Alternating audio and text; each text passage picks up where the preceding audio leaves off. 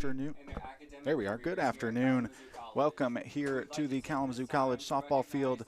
Today is our seniors' most valuable player game for the Kalamazoo College softball team. They're preparing for a doubleheader against Albion as MIAA play has gotten underway here. We are going to allow our public address announcer to take you away for that MVP ceremony and be back for the broadcast in just a few minutes. Doubted my success even when struggling with the new topic, and has always made time for myself and other students during and outside of office hours, while also encouraging everyone's unique learning style. She is one of the most selfless professors here at K, and I could not have had success here without her. Thank you for everything, Dr. Stevens-Truss.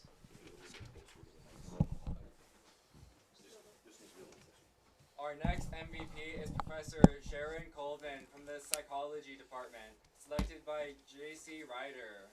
J.C. selected Professor Colvin because of her constant support, encouragement, and willingness to help her students in any way possible. She says her classes were always something I look forward to, and with that, I was able to build a strong relationship with Professor Colvin. She is someone who always checks in to make sure everyone is doing okay and creates relationships with their students that go beyond the classroom. She has been extremely beneficial to my academic growth in many ways, especially with helping me with my independent study. I am extremely grateful for her support and everything she has done for me. Thank you, Professor Colvin! On behalf of the athletic department, thank you to all of our most valuable professors for being such a positive influences for our student athletes. Your work is greatly appreciated. Ladies and gentlemen, please join me in congratulating these professors on their well-deserved MVP honors.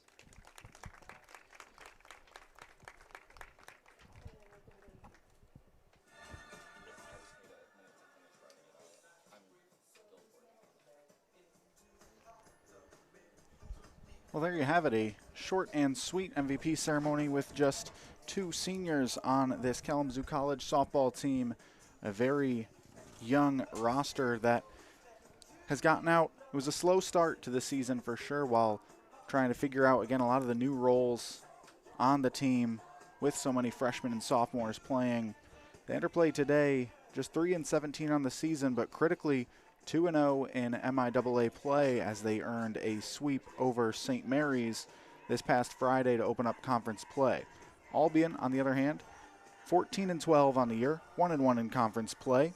Heading into today's matchup, which we join you again today from the Kalamazoo College softball field. Broadcasting this one, I am Colin Murphy. I'll be your play-by-play broadcaster for Game 1. With me is Maya Pasillas. Maya, you got a chance to broadcast our home opener. What did you see from that doubleheader against North Park, and what are you looking forward to from this softball team today? Yeah, I'm actually really glad you asked that, right? In Game 1 in that doubleheader, right, Kalamazoo actually ended up taking that loss 3-6, and there was a lot of room for improvement, and there was some really, really good kind of starting moments from pitcher Maddie Potts. She showed a lot of more control. We look at some of her stats, like her ERA and different things like that, and you might look at it and be like, she's having a little bit of that control issue. Well, in that game, she seemed to have wrapped it really well, kind of really coming off the wrist pretty nicely. Again, still taking the loss there, but it was nice to see. You had some positive aspects to it. You had a home run from Emma Newlove as well, which how many times, I mean, how surprised are we, right? It's Emma Newlove, right? Leader in home runs all time. I mean, just a phenomenal player to watch. But then you look over to Game 2, and you have Kalamazoo take the win 3-2. That was amazing to watch. And someone that I just have to highlight is Elizabeth Jones, the pitcher for Kalamazoo College. Let me tell you, I mean, I'm pretty sure if you listen back to that broadcast, I spent at least 15 minutes just talking about how good her form is, how well she's snapping the ball out of her wrist. You can see everything. If you know even just a tad bit about softball, you know what looks comfortable. I mean, she was just out there in the circle, and she looked so comfortable. The pitches were just flying out of her wrist. There's really, like, I was almost at a loss of words to really just describe the type of pitching that I've seen out there. It reminded me a lot of really famous pitchers right now, and, I mean, it was just phenomenal to watch. So definitely a big attribute in that win was that show out by Elizabeth Jones. Yeah, and you mentioned, Jones as a freshman, coming out and being asked to bear such a large role on this pitching staff already. 36 2/3 innings pitched across 11 appearances and 6 starts on the season. And one number that jumps out to me, just 10 walks. That control as a freshman, not something you see very often, certainly bodes well for the Hornets for her future. But today's starting pitch, well, game 1 starting pitcher at least, Maddie Potts, her last time out was a complete game shutout in that game 1 of Friday's doubleheader at St. Mary's. That one, her first shutout of the season, the Hornets' first shutout. And it was really an impressive performance, again, keeping the Bells off balance throughout that game, allowing the Hornets to come away with that 4-0 win critically to open up MIAA play. In that game, Maddie Potts allowed just 4 hits to St. Mary's with 2 walks, again scattered across 7 innings to keep St. Mary's off the board and earn the Hornets that victory. As our starting lineups are about to be announced here in the stadium, we'll let you know how each team is lining up today as well. We'll start with the visitors from Albion, led by head coach Leanne Lefebvre in her 11th season at the helm for the Britons. Leading off for Albion will be the shortstop, number 10, Emma Schramm. Batting second for Alma and playing first base will be number 30, Caitlin Russlink. She'll be followed in the order by the second baseman, number 28, Jessie Anstandig. Then the pitcher, who's really been a star for Albion, we'll have a lot more on her later. She'll bat fourth, that's Lily Kaskowski, again hitting fourth and on the mound for Albion. Then hitting fifth for the Britons will be the designated player, Allie Trantham. She'll be followed by the left fielder, wearing number 26 today, Cameron McDonald.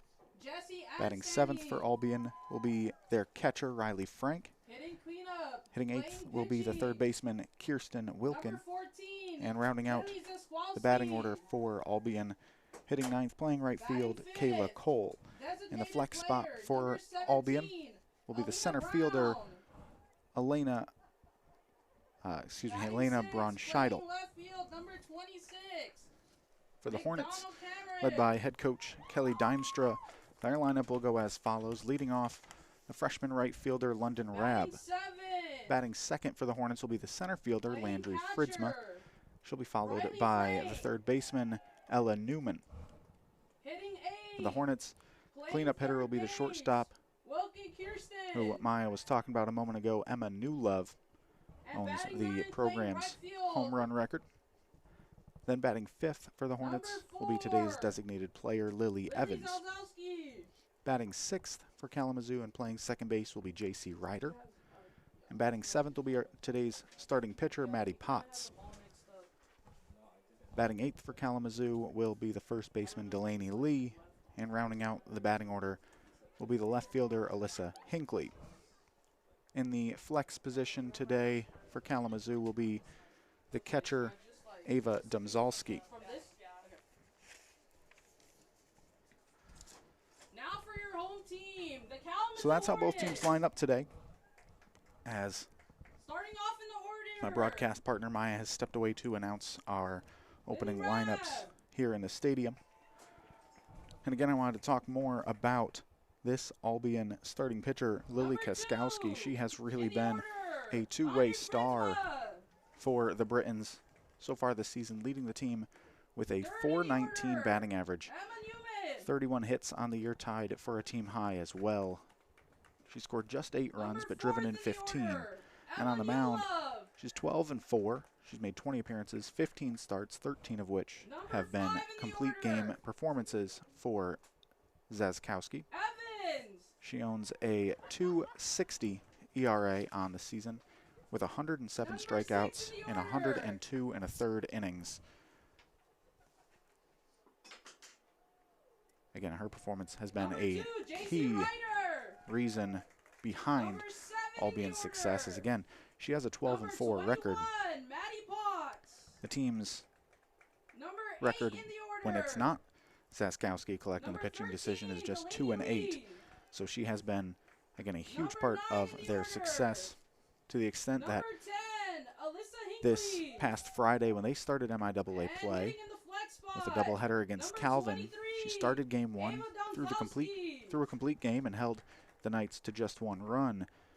And they trotted her right back into the circle for game 2, though that performance did not go as well. The Knights finally were able to adjust and got after her 2 1/3 innings, allowing 4 runs, 3 earned before she was pulled from that one. We'll step away for just a second for the national anthem and be back for the first pitch between the Hornets and Britons right after this.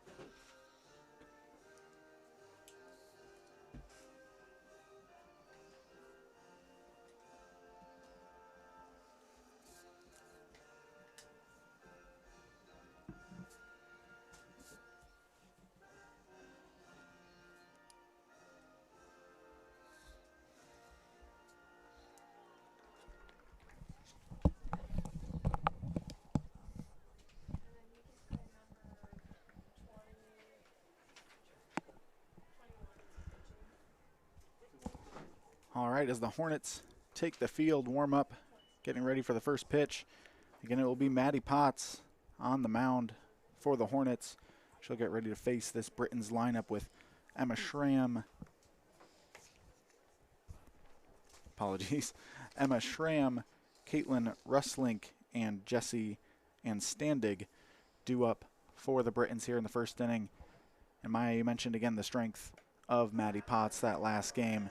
And the defense behind her, I've really been impressed, especially with the speed in the outfield and how many diving plays we've seen. Yeah, you said it. I mean, Fritzma out there, center field, just a phenomenal player to watch. And you're going to continue to hear me use the word phenomenal. I mean, it's every player. When they have their moment, they really tend to shine. And Fritzma is just one of those star players. I mean, out there, she's calling the shots out in center, and she will dive and put her body on the line for pretty much anything. And you've seen that a lot in that doubleheader against North Park, in which they took that win in that second game. And again, when you have good defense backing you up, sometimes it makes it easier as a pitcher to kind of look past at any issues that you're having, whether it be control or whip or anything of the sort. You can kind of rely on that defense a little bit more, and that's exactly, I think, what's happening here with Maddie Potts. It's giving her the opportunity to kind of get a little bit more confident into the season, and kind of goes to show maybe that's why their record in conference play is has a different feel to it than the overall record. Absolutely. It was definitely a lot of kind of settling into the season, as well as the team, battled injuries and had to figure out their lineup as Potts delivers our first pitch here just outside for ball 1 at 2:59 p.m. So we're actually already ahead of schedule today. We might just be able to run through a quick doubleheader and, get out of here before nightfall. That's certainly the plan. It would be nice, but I'll tell you what. I mean, I am enthusiastic about softball so much. I'm okay with staying here a little bit longer. This game gets a little bit interesting. I mean, hey, why not? Yeah, absolutely. I was out broadcasting our baseball doubleheader against Calvin baseball doubleheader this past Friday. That was against Albion, the same opponent we have here today. That game was played up at Davenport University just outside Grand Rapids, as that ball high takes it to 3-1. And it was like game 1 was over in like 2 hours, nice and quick. Thought we might even get an early night, and then game 2 just kept going. But it was a better battle, and so definitely entertaining, sort of no matter what the situation. Potts' 3-1 pitch clips the inside corner, and you mentioned, again, just how much Maddie Potts has been able to trust that defense behind her last time out. Again, a complete game shutout of St. Mary's where she had, I'd say, just 3 strikeouts. It's not a bad number, but especially in a shutout, shows how strong this defense is for the Hornets. Yeah, I mentioned, and a lot of times when you see Maddie Potts kind of get into this pitching circle, you can see her settle more into the game as the game goes on. You can see her really tap in later into the innings, and this is kind of the early ground switch. You'll see her, right? She's kind of lost in the count a little bit, right? She has 3 balls on the batter, but either way, she has this ability to either build back into it or force that ground ball. That one's another one fouled off, high off the netting behind home plate.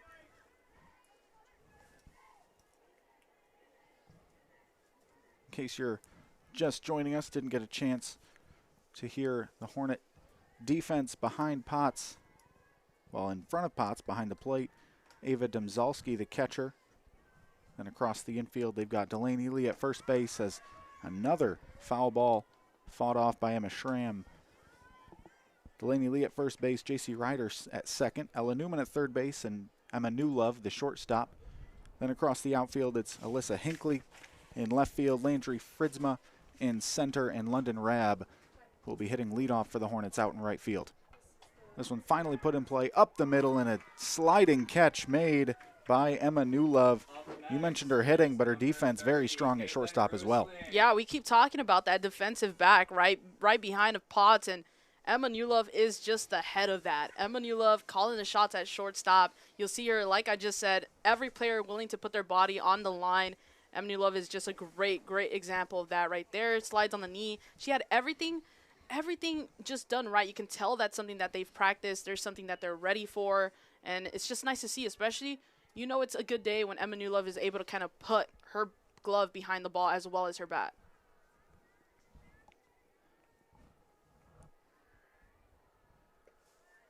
Ball 2 outside. Caitlin Russlink, the hitter now for Albion. Russlink, the Britain's first baseman today, enters this game hitting .254 on the season as there's a flare out to left field. That's handled easily by Alyssa Hinckley. They'll send Jesse and Standig to the plate, and Standig hitting .356 on the season, 9 doubles. That leads Albion. Her 19 runs scored are tops on the team as well. So even with 2 out, none on, still definitely a threat at the plate. Yeah, this whole lineup is just super strong. You look at all of their batting averages, you look at the OPS, you look about pretty much everything and anything. The entirety of the lineup hitting above a 200 in average, and that just goes to show just kind of how comfortable they've gotten into the season. As the work a 1-1 count now on Standig, and yeah, you mentioned every player above 200. The team batting average .314, very strong. .374 on base percentage as a team as well, while holding their opponents to a .286 average on the year and a .339 on base percentage. And if you know a thing or two about softball, very similar to baseball, when you're on base more, you're going to score more. Yeah, you got to get yourself in those opportunities, and that's something that they're trying to figure out right now. How can they get on base and win against Potts here? So that one grounded to shortstop. Newlove over to first base, and it's a 1-2-3 first inning for the Hornets. So they'll grab the bats and get to work on offense. Still 0-0 after the top of the first.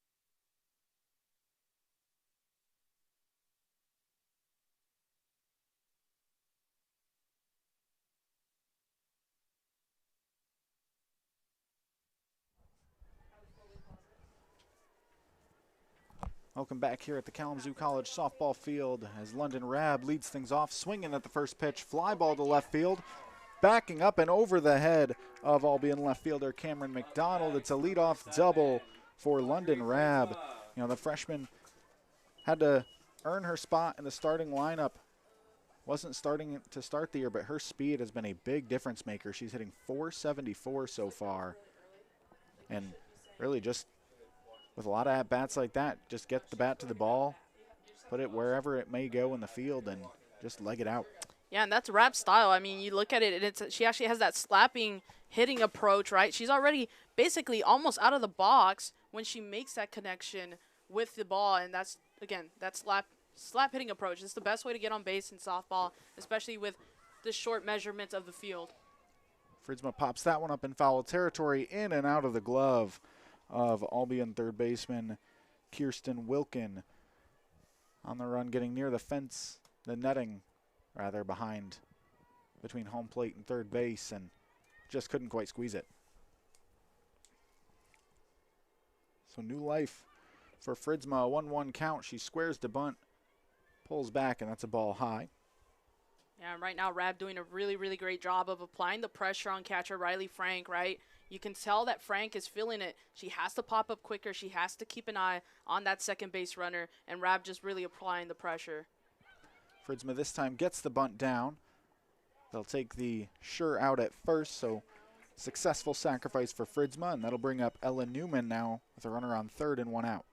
Yeah, and even then, you can tell Rab the whole time she stuttered step on the way to third base, and that was to see if she can force that throw from Frank, see if she can kind of force that mistake and try to get two safe, right? Have some runners on the corners. That's like one of the better situations to be in. As Newman also bunts, and that will bring Rab to the plate.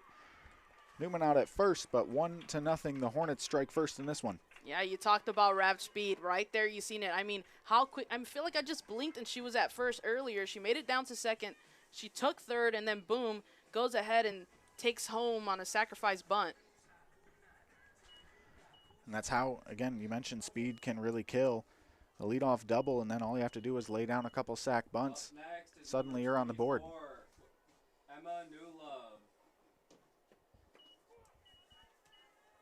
Emma Newlove into the box now, takes strike one over the outside corner. And you love, I mean, you look at the home runs and you maybe think she has to be an aggressive batter, but she is so compact. You can tell that she really knows how to kind of make sure she's not going for just anything. She finds her pitch. She finds the right one to send out of the park, and that's why she's a dangerous hitter. Another one catches the outside corner. You mentioned that patience from Newlove. Her 7 walks are the second most for the Hornets this season as well. So, yes, definitely willing to do what it takes to get on base. So that one's in the air, shallow center, in just a couple steps. And the sun is going to actually trip up that play. As Braun Scheidel couldn't handle it in the sun. That sun is beaming down right from behind home plate to the point where it could be an issue for any of the 3 outfielders, but especially out in center. It's really straight away in the sunshine.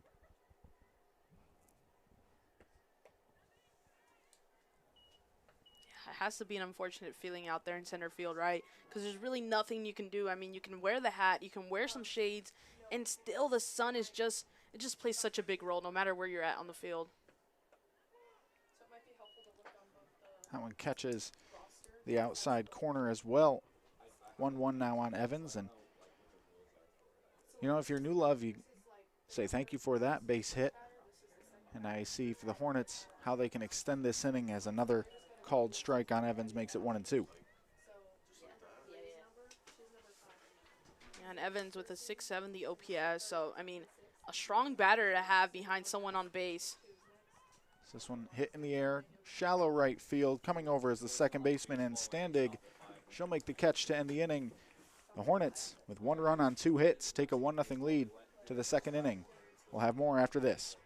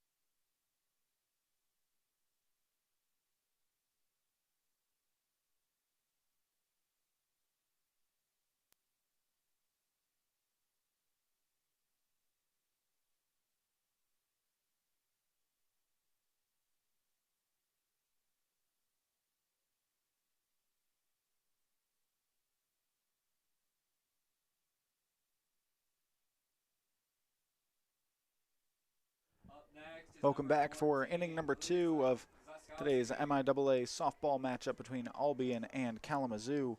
Again, the Hornets 2-0 with a doubleheader sweep of St. Mary's in conference play. Albion split a doubleheader against Calvin to open conference play, sitting at 1-1 as this is both teams' third conference matchup this season. Now we see the Britons pitcher, Lily Kaskowski, in the batter's box for the first time, and she is quite an impressive hitter as well, as she'll foul that pitch off.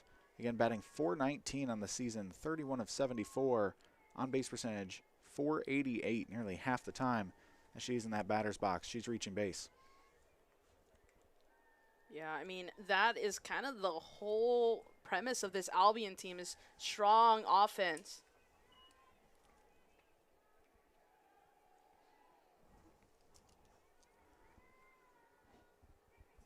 Absolutely, 154 runs scored on the season for the Britons through 26 games. Has been a balanced attack. We mentioned the team batting average, a bit over 300 earlier on, as, again, not really any easy outs throughout this batting order. Gives you a little bit more to think about when you're looking at Maddie Potts and her performance out in the circle. That one grounded to second. Routine play for J.C. Ryder, one of just 2 seniors on this Hornet roster. There's one away here in the second.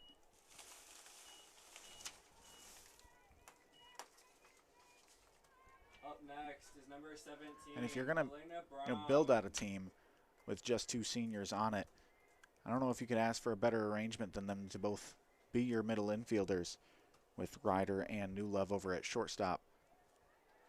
There's ball 1 just outside to Allie Trantham. Yeah, and a little bit more kind of on Potts. You know, you talked about her getting those 3 strikeouts in the previous game, and then now, you know, you're kind of like, okay, why did they kind of still get that win despite not a higher number in strikeouts, despite it being a shutout? Kind of, you said it, you know, it goes to show a lot about defense and different things like that. It also goes to show how Potts can kind of force those ground balls, right? Pitchers play a huge role in forcing batters to either throw away pitches, they don't want one, they want the next one, anything like that. So if Potts can kind of force their hand, force them to maybe, I don't know, hit off balance, force them to kind of hit in a way that they're not used to, or just go for anything, get themselves stuck, then it goes to show just how well Potts is working with the pressures. Absolutely, yeah. Missing bats, not the only way to be effective. Being able to keep the batters off balance. Again, we saw that weak contact just a moment ago from Kaskowski, leading to that routine ground ball. As that one just misses ball 4. It'll be a walk for Trantham as Albion's first base runner today. Yeah, it seems like Potts is trying to play a little bit and see if she can get a little bit more chase. She's also feeling out how big is that strike zone, how big or how far out can she throw a strike and it still be a strike. Absolutely, and Potts yet to come to the plate for the Hornets, but her teammates certainly saw Kaskowski taking advantage of that outside corner. If I'm her, that's where I would try to attack. Though she steals strike 1 there from the Britons left fielder Cameron McDonald. Here with 1 away, a runner on first. A 1 pitch just misses upstairs.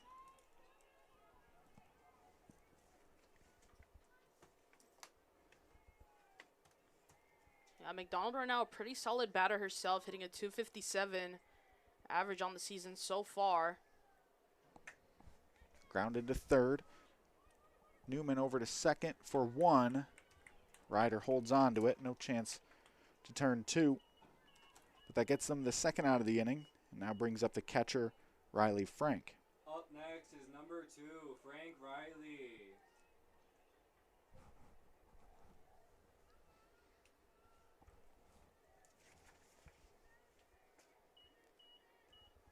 Frank hitting .286 on the year with 5 doubles, 1 home run. Fouls off the first pitch, out of play on the right side.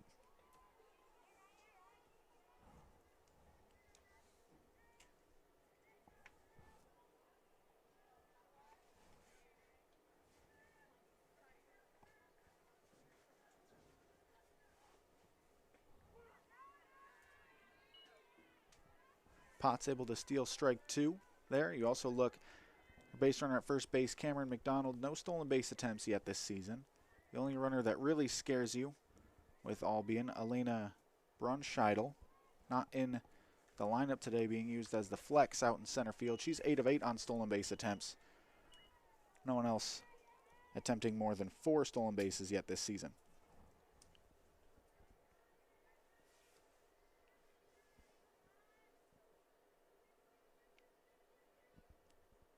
Potts' 0-2 is lined right back up the middle. That'll get to center field for a 2-out single. Keeps the inning going for the Britons. It'll send Kirsten Wilkin up to the plate. Yeah, and that was just a strong piece of hitting by Frank, right? You've seen that she might have been sitting on a pitch, actually. I noticed that she wasn't really going for anything. It looked like she had her eyes set on just that specific pitch. I mean, and then she just guns it right down the middle. That's exactly what you want to happen when you're a batter. It's the type of kind of dead space on the field you want to hit. Absolutely. Baseball and softball both. You'll preach. The hitters just hit it right back up the box. I will say, though, in softball, you run into a little bit more of those situations where the catcher starts to get involved and you got an out by the catcher, which is it's always fun to see. Definitely. Anytime you can pop out of that squat, pounce on the ball quick enough to still make that play at first base, you become a weapon for your team, a way to steal some outs on balls that would otherwise be an infield single.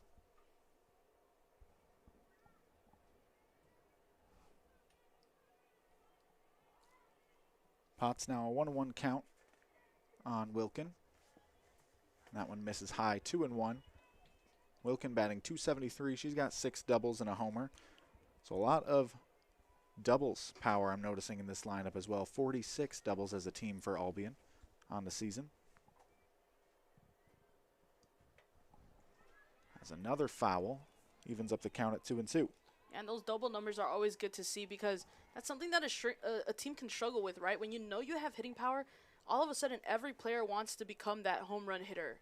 Every player wants to send it out of the park. So it's always nice to see when a team has that control to be like, I just need to get my bat on the ball because I know I have the power to hit it where I need to hit it. Absolutely. That pitch misses low to fill the count. So the runner should be off with the pitch. But yeah, absolutely. You want to, spray the ball to all fields, especially in a situation like this. 2 outs, 2 runners on.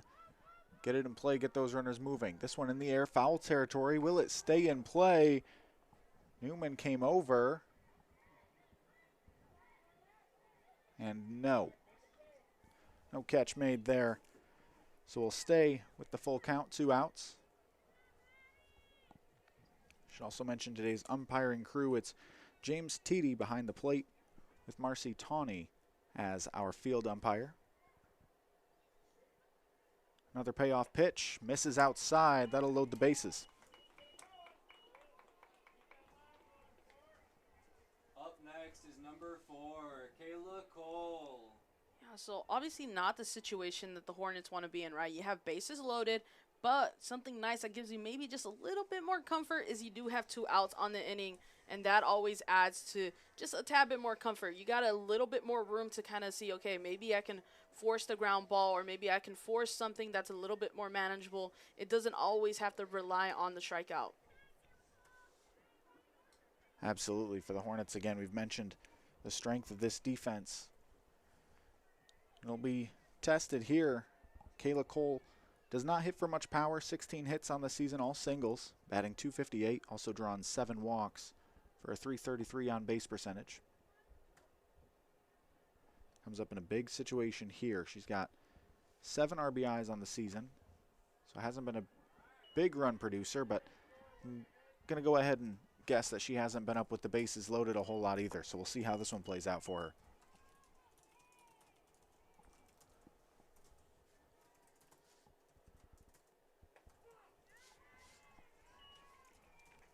Potts earns strike 1 there. Always important to get that in. We've seen her work from behind at times this inning. Obviously 2 walks contributing to the Britons being able to load the bases. And that pitch outside now 2-1.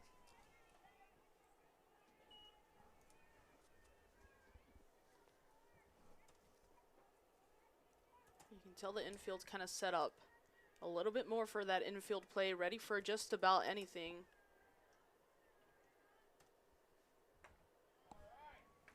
Back pick to third from Domzalski after the throw doesn't quite catch McDonald. As Newman unable to squeeze it, but the runners stay put. Yeah, and that was a great idea and a good attempt there. McDonald, I also noticed, taking quite a bit of a lead, but something that she also has to her advantage is that she's also kind of tall, so you're allowed to take that longer of a lead. Absolutely, yeah, that height will let you help you out as you stretch out to get back to the bag on the pickoff attempt, as we saw there as Cole swung through that one to fill the count once again. Another 3-2 pitch. This one in the air, shallow center. Fridsma coming on. She'll make the catch. And so the Hornets escape the bases loaded jam with no runs across. Still 1-0 Kalamazoo. We'll head to the bottom of the second right after this on the MIAA Sports Network.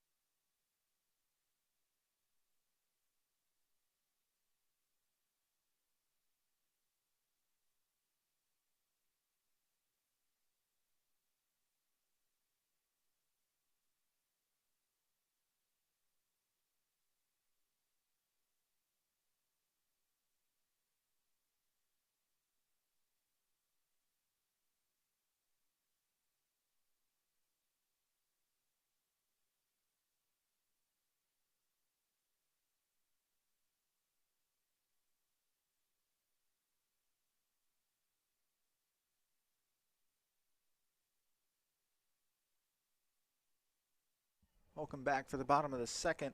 The first pitch swinging from Ryder, flares it into right field, just down in front of Kayla Cole. Quickly a leadoff single, and the Hornets, similar to the first, on the first pitch, they get a base runner. And in that play right there, I want to take a closer look at Kayla Cole, right? Sometimes you question, okay, why did Cole just let it drop instead of maybe going all the way for it? And it's actually because it's a little bit more dangerous to go for a basket catch. I mean, she's opening herself to more error, and that could open up a double. So, actually, nice play there by Cole. Potts gets the bunt down to advance Ryder up to second base. And you mentioned for Cole, again, not going all out for that ball. Because if she had, if it gets by her, we're probably looking at a triple for Ryder rather than being held to a single. And on top of that, they still have the second game of this doubleheader, and you want your players to stay healthy. You don't want to put your body on the line too early. So Delaney Lee to the box now. 1 out, and J.C. Ryder at second base. And let's talk a little bit about Delaney Lee. I mean, you look at her batting average, 171. Okay, you kind of look at it and maybe you don't really see all that much. This one's in the air to right field. Cole coming in. She'll make the catch for 2 away. Yeah, but something that Delaney Lee, I mean, she has this spark that she just turned into a flame during that North Park game. She was making a lot of plays. She was a solid first baseman, right? She was getting a lot of kind of awkward throws in her direction, and she's just able to handle all of that, and she needs to hit when it's called for. So just a really, really strong player, and sometimes the stats don't always show that. Absolutely, and look, now Alyssa Hinckley into the box. Another one that, the batting average on the year just 160, but she's also struck out just 4 times. So she's putting the ball in play, just hasn't had, maybe the best luck on those balls in play so far. But 3 doubles on the year as well. Hint that, she's not just tapping out grounders. She's able to get the bat around on it and just waiting for the hits to really start coming. Yeah, and on top of that, she's started 20 games out of the 20 games that she's played, and that just goes to show there is some level of trust put on Hinckley. This ball fouled out of play, off to the left side. She'll stay alive with the 1-2 count. Another reason Hinckley has stayed in the lineup, her strong fielding out in left. She's played some games in center as well, especially when Landry Fritzma was out to open the season. This ball in the air. It'll stay on the infield. Coming over to catch it, the shortstop, Schramm. She'll get the catch for out number 3. She'll lead off for the Britons as well in the top of the third, which will be right after this.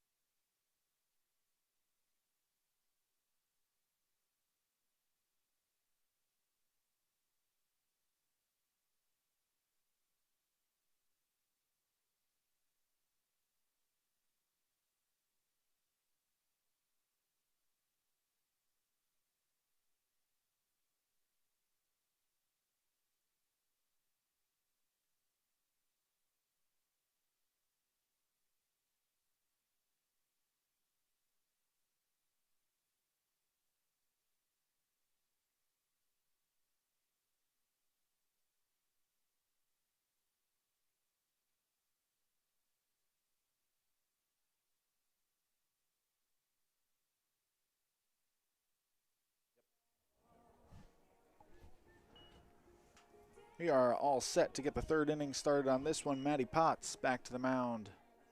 2 innings scoreless so far. 1 hit, 2 walks for Albion last inning.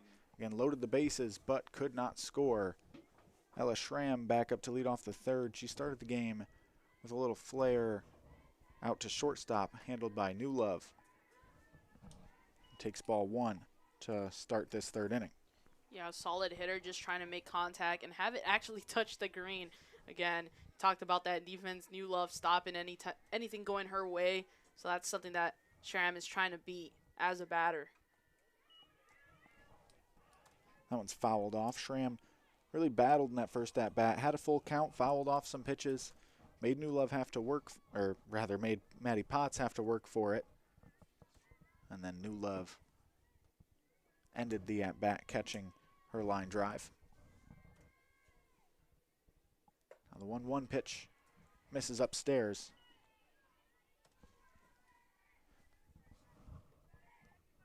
And Schramm hitting leadoff for a reason. She's got a .403 on base percentage this season. Really been effective again at making pitchers work, as she did to Potts her first time up. She'll swing and miss at that one, even up the count at 2-2.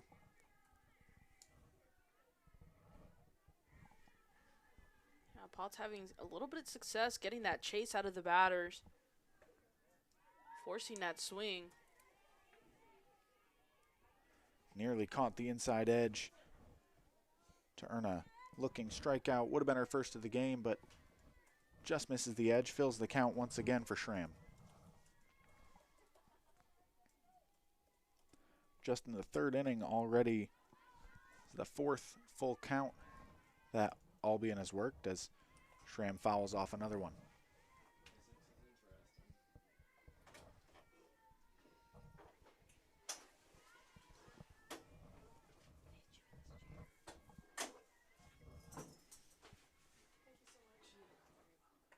And that pitch misses outside. Schramm draws a walk to lead off the third.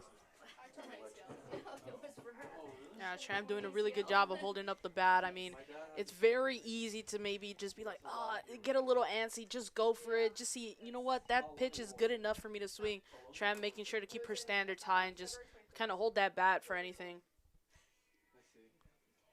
Up next is number 30, Caitlin Rosling. Caitlin Russlink to the batter's box, fouls off a bunt attempt there. So Albion, similar strategy to what we've seen Kalamazoo do in both of their first 2 innings, get a runner on base and then try to bunt her into scoring position.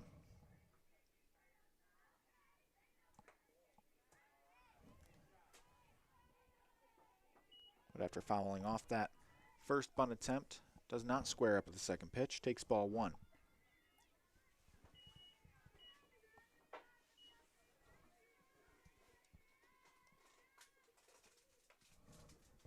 That one fouled off on a check swing. And that goes back to something we've mentioned already here with Maddie Potts, just kind of keeping the batters uncomfortable. Couldn't figure out if she wanted to offer at that one or not. When it clips the bat anyway, it'll take strike 2. Yeah, and I know Wrestling is just a little bit, maybe shaking off her hands. It was a little high up on the bat, close to the hands there, and that always hurts just a tad. Yeah, and especially in this cold weather, there were talks about potentially moving this game to later in the week to try to find warmer weather, but with baseball due to play tomorrow and showers in the forecast Thursday, they decided to tough it out. This one's popped up in foul territory. Newman coming over and making the catch. Well done, running into foul territory, but just having enough room to get the glove on it. That's one away. Especially Newman, a little bit of an awkward angle, but still, you know, committed to it. And then you had New Love right behind her. And sometimes when you feel the presence behind you of someone, it throws you off when you're going for that catch. So Newman able to come out with the catch is really, really well done by her. Definitely. That's why, again, you like to see that kind of senior leadership at your shortstop, New Love, and the confidence then from Newman to know that that's her ball out in foul territory unless she's going to give it up, and stands her ground, makes the catch for the first out. Now a 1-1 count on Anstandig as that pitch misses away.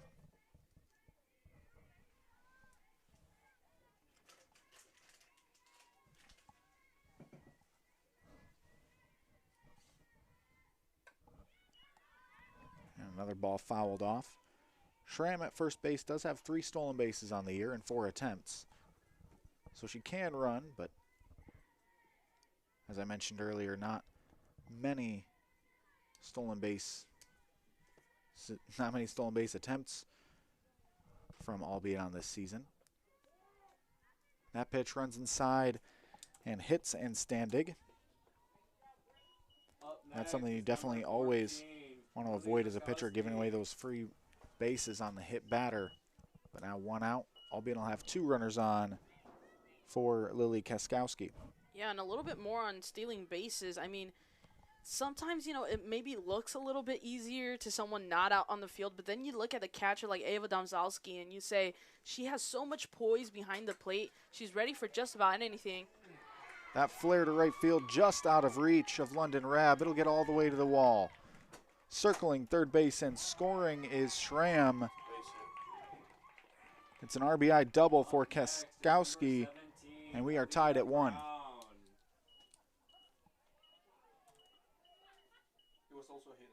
Yeah, so a nice single right there, and then a good relay to kind of stop anything else from coming in, right? But I do want to finish my thought. Domzalski, as a catcher, if you carry yourself with poise, if you show, you know what, there's a runner that's trying to force me to throw or trying to force me to be a little bit more on edge, and you show that you're not falling for that, sometimes that forces that runner that's trying to steal to be like, maybe I shouldn't go yet, or maybe this is not my opening. So having kind of that aura as a catcher, just really, really positive to have behind the plate. It's hard, too, as someone who grew up playing baseball, getting used to leading off and trying to read a pitcher's movement to steal bases. It always amazed me that softball players were ever able to steal bases when you still have to have your foot on the base when the pitcher releases the ball.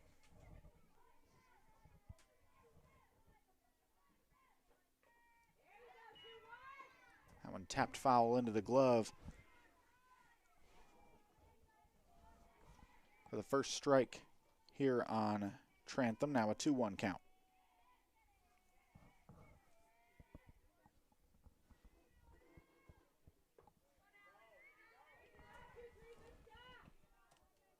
That one. Sorry, go ahead.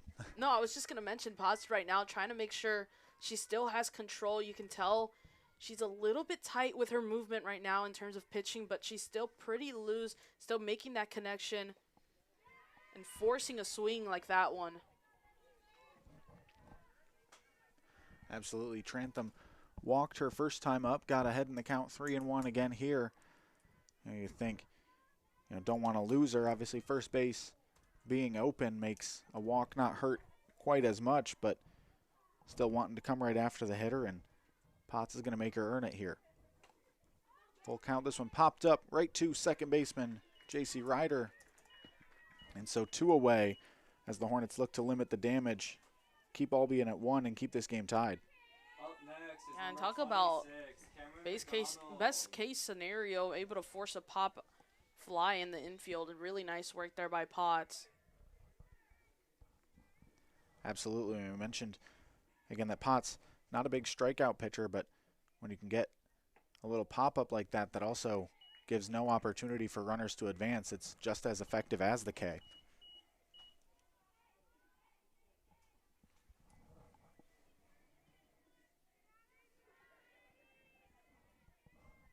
Cameron McDonald in the box now, reached on a fielder's choice her first time up. She got to third base as the Britons loaded the bases in the top half of the second inning, but could not score. The runner out at second base, Lily Kaskowski, changed that with an RBI double earlier this inning. This one in the air to left field. Trailing over towards the line is Alyssa Hinckley, who squeezes it for out number 3. Albion ties it up. We go 1-1 to the bottom of the third after this.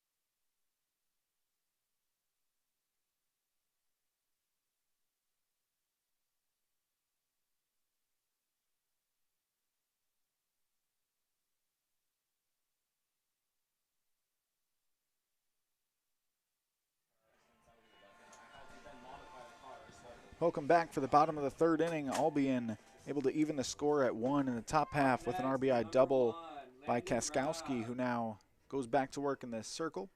She'll face London Rabb, who led off for the Hornets with a double. She scored Kalamazoo's first run of this ball game. Yeah, Rabb with that slap hitting approach. You'll see her use it now, and just pay close attention just the way her feet are moving with the swing. That's so hard to do. And to try to counter that approach, you see Albion third baseman Wilkin crashing way in down that line, hoping to catch Rabb just getting a piece of it. And instead, the piece of it that she's catching, continuing to foul it off to the left side here on each of the first 3 pitches of this at-bat.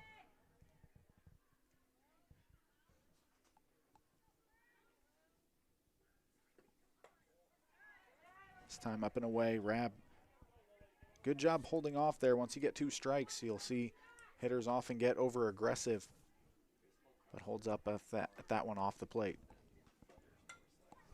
Sends this one to third. Diving stop and throw on to first just in time from Wilkin. That's well played, and you see the speed of Rabb there, even not able to reach base, but to make that one a close play when it was fielded so smoothly by Wilkin. Really shows the danger there, but well handled to retire her for the first out by the Britons.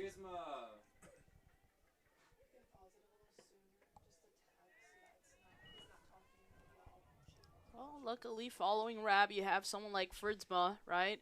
Super, super strong as well. A lot of experience.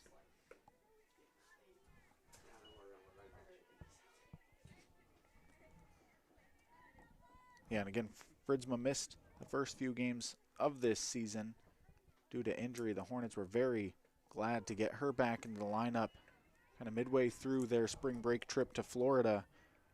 She's been holding it down in center field ever since, and her defense definitely brings value. Her ability to get on base already with 6 walks and a hit by pitch on the year as she just checks swing, taps that one to second base, and Standig makes the play, and there's 2 away. Yeah, I don't know if she maybe switched her decision mid-swing. You know, like you said, it was a check swing, so opted not to go all the way around. And on top of that, the way that she bats, she kind of settles that weight on her heels and then kind of leaves it off into her back right foot. So not leaving her a lot of room to kind of redirect that ball.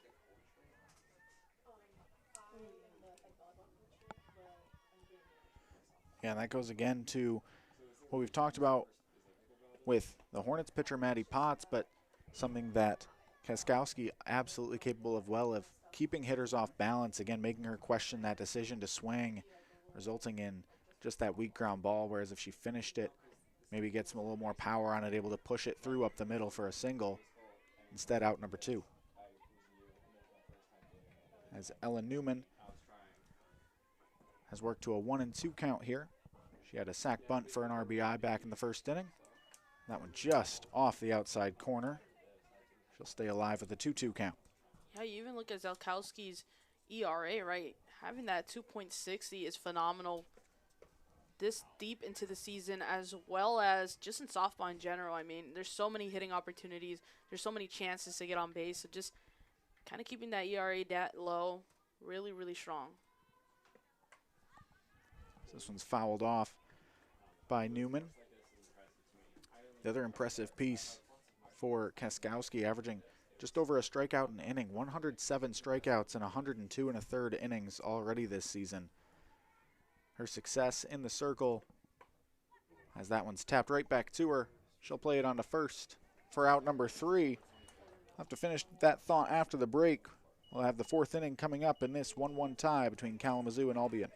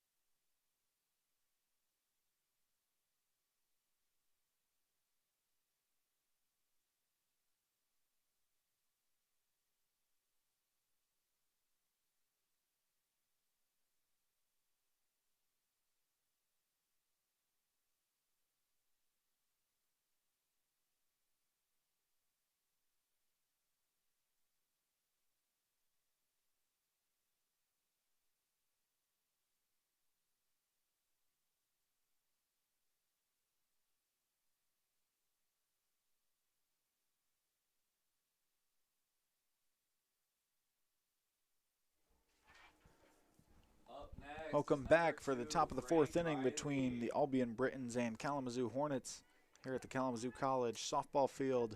Maddie Potts continues to work on the mound, having allowed 1 run on just 2 hits through the first 3 innings.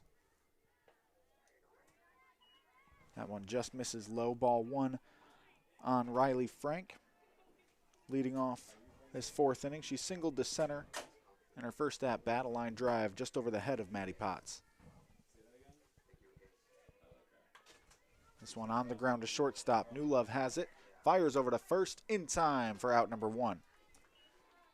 Nice stretch there by Delaney Lee. I mean, you can see she had to kind of swoop down low from that one from New Love, and I think it's because New Love was anticipating kind of the throw. You've seen her take a couple steps, right? She chased after the ball, then takes a couple steps after grounding the ball, releases it, and you can tell she put a lot of power behind the throw.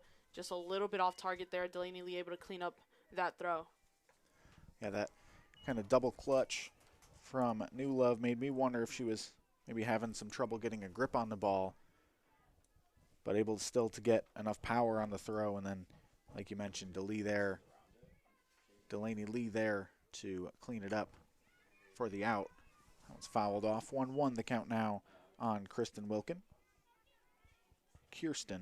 I should say.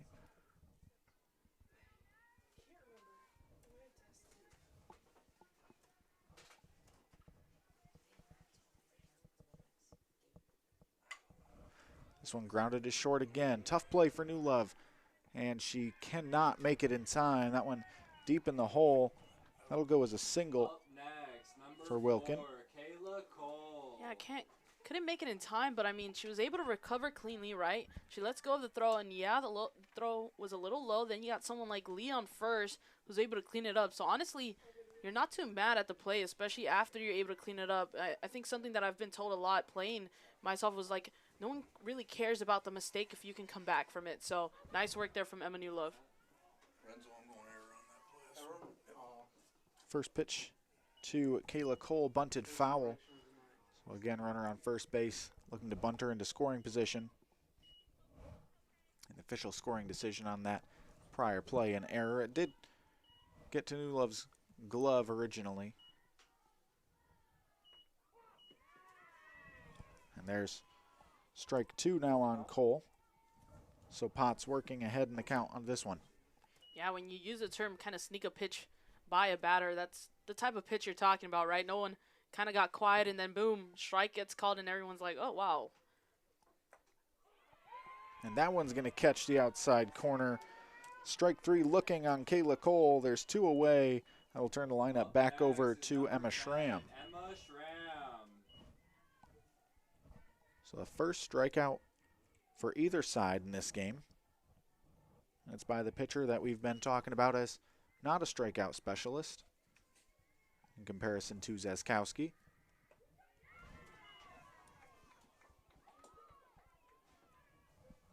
But again, keeping these Britons off balance has been what's been so effective for Potts. Trying to get through the fourth here, still having allowed just 1 run. That one's up and away on Schramm. Schramm's worked a full count both of her first 2 plate appearances, so seen a lot of pitches, a very patient hitter. Walked her last time up and scored Albion's first run.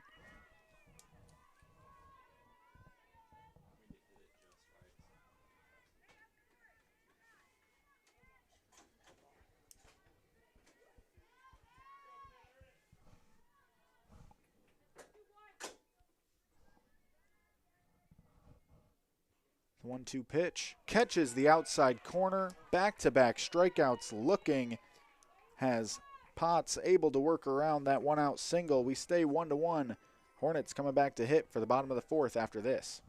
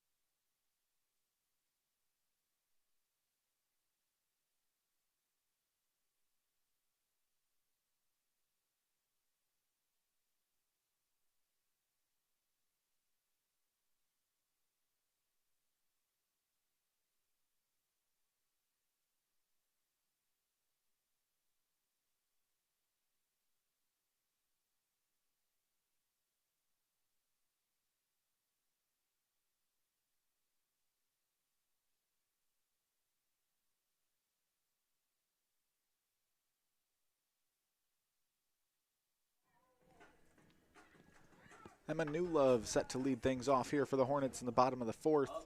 Currently tied at 1 with the Albion Britons. Ahead of the game, Newlove honored her most valuable professor, Dr. Regina Stevens-Truss, from the Chemistry and Biochemistry Department. It's a tradition that has really strong value here, especially at the Division III level, as it is D3 week, celebrating all that goes into D3 athletics, as that one's fouled back straight out of play. over our heads here in the press box.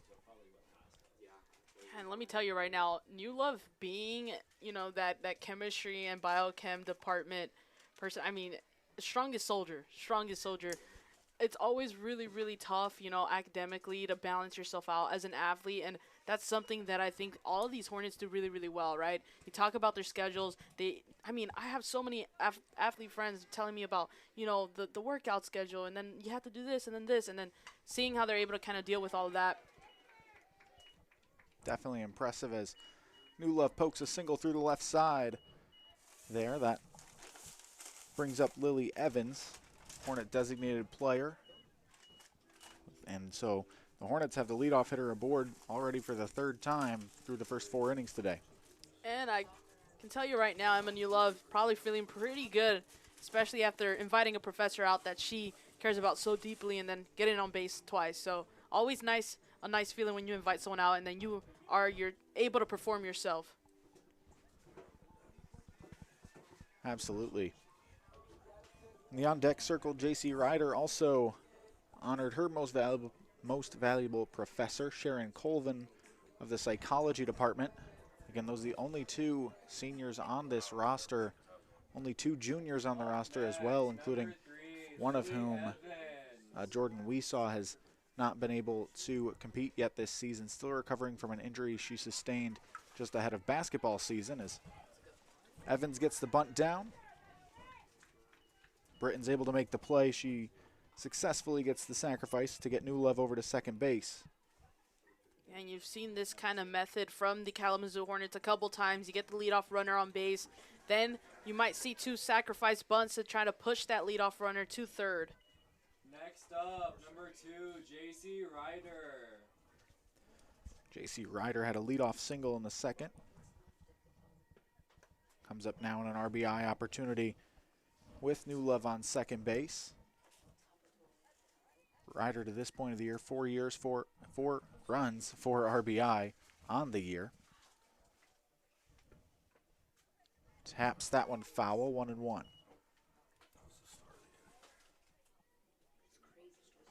Yeah, New Love so locked in on trying to steal that third base right there. Was unsure if it was called a foul or not. Makes her way back over to second base.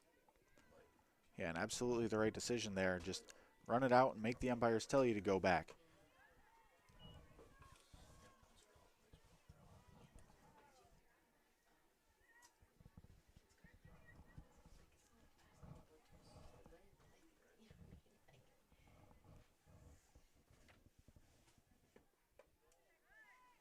That one ball outside as Ryder, the senior second baseman, works herself a favorable 3-1 count here.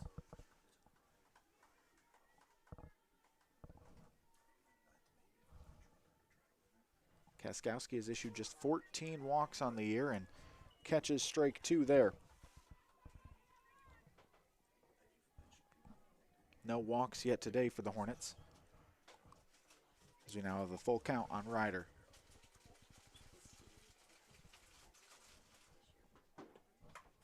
This ball in the air to center field. That backs up Brun Scheidel, but she's able to make the play. Tagging, heading for third is New Love. They will not make a throw.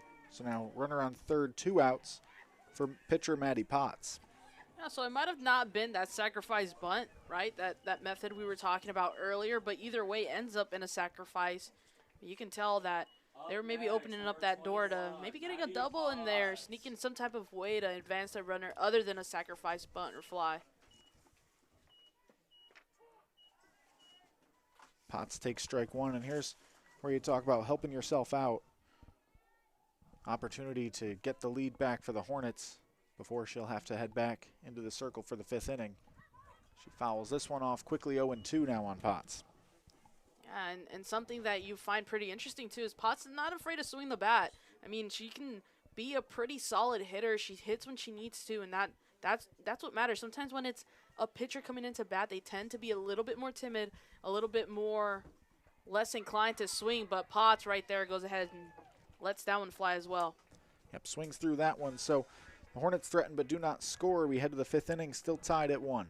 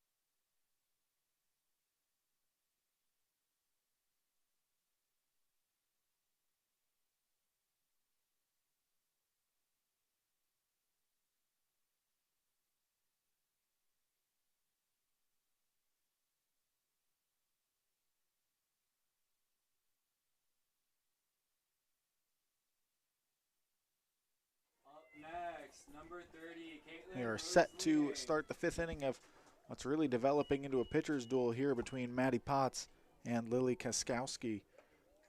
It's that pitch inside on the Britons. Caitlin Rusling leading off this top of the 5th.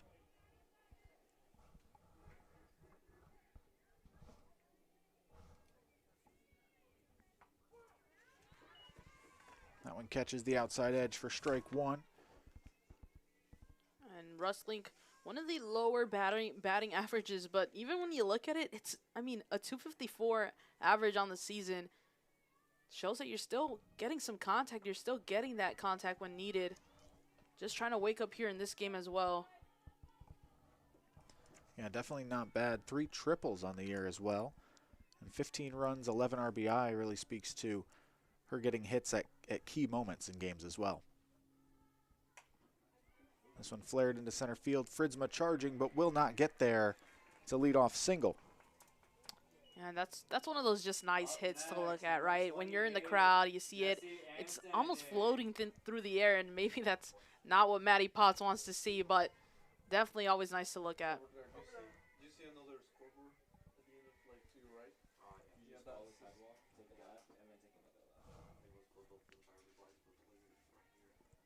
So that satisfying leadoff single brings up Jesse and Standig to take ball 1. And Standig, turns it right back over to one of the higher batting averages on the team, hitting .356.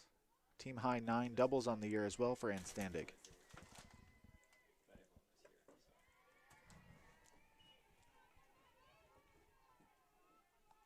Second pitch misses high as well, and Standig 0 for 1 with a hit by pitch her last time up.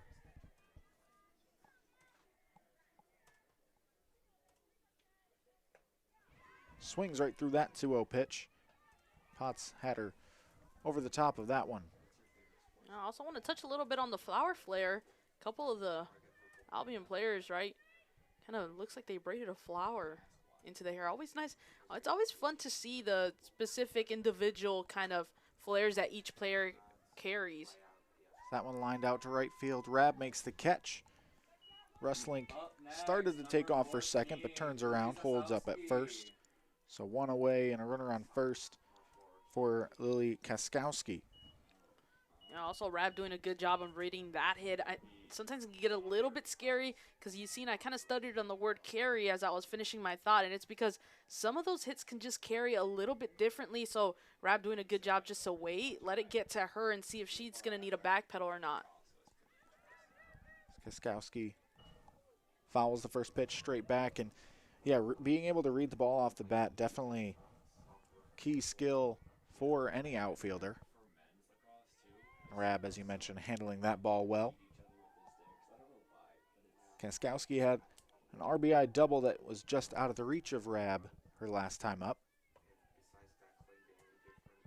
So I mentioned in the last half inning where Maddie Potts had a chance to help herself out. Kaskowski has already done so once today. Potts going to try to get the better of the pitcher-pitcher battle this time. This ball popped up. It'll stay on the infield. Newman able to come over and make the catch. 2 away now. Yeah, really good communication in that infield. You've seen Potts, Newlove, and Newman all kind of go and kind of fade towards the ball, and then you hear, oh, mine up, got it, and it gets a little confusing, but Newman able to kind of call off everybody, make sure that she was the one, and there's no collision that needs to be worried about in that situation.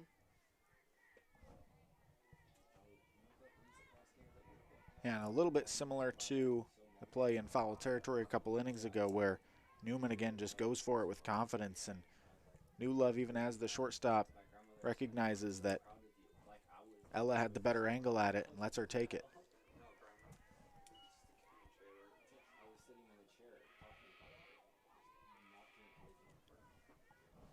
So Allie Trantham back in the batter's box, the designated player for Albion. She's walked and popped out to second. She's got a favorable count again at 2-0, but grounds it right to first base. Lee will touch the bag, and that'll end the top of the 5th. Hornets look to take the lead once again in the bottom half. We're still 1-1, bottom of the 5th after this.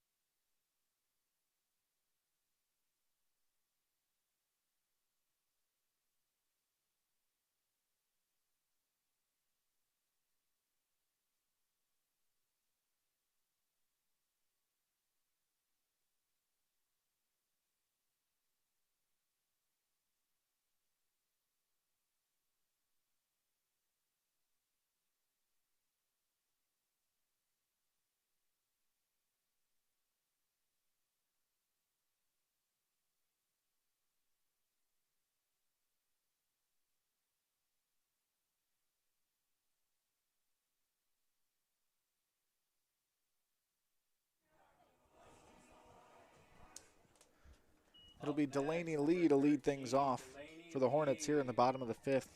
Still in a 1-1 tie. Strong performances from both starting pitchers to this point.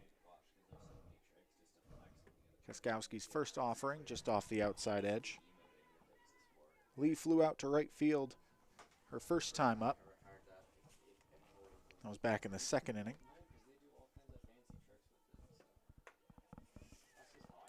Now gets ahead in the count, 2-0. Yeah, Lee, a strong batter. We talked about it earlier before. Needs to hit when she has to hit. And then on top of that, has been showing her stuff right on first base. And just goes to show, I mean, getting more and more confident as the season goes on.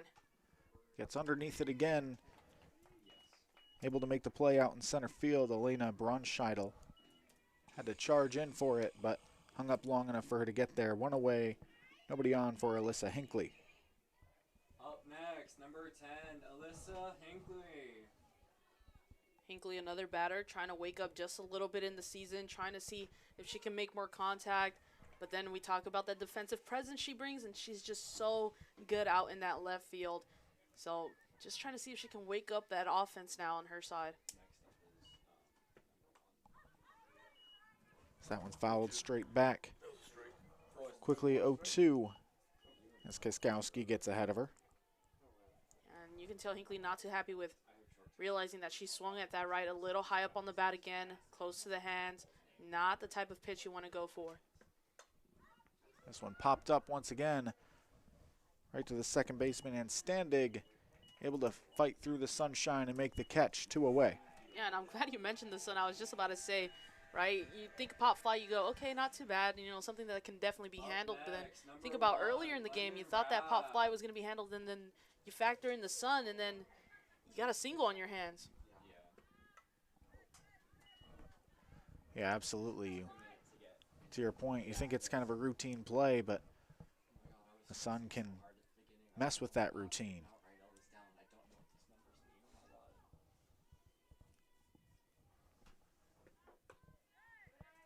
Rab once again led off this game with a double to left field and scored the Hornets' only run to this point. Grounded out to third her last time up. This one in the air to left field. Coming in on it is McDonald. She'll make the catch. Quickly a 1-2-3 inning for the Hornets. We'll head to the 6th, still at 1-1.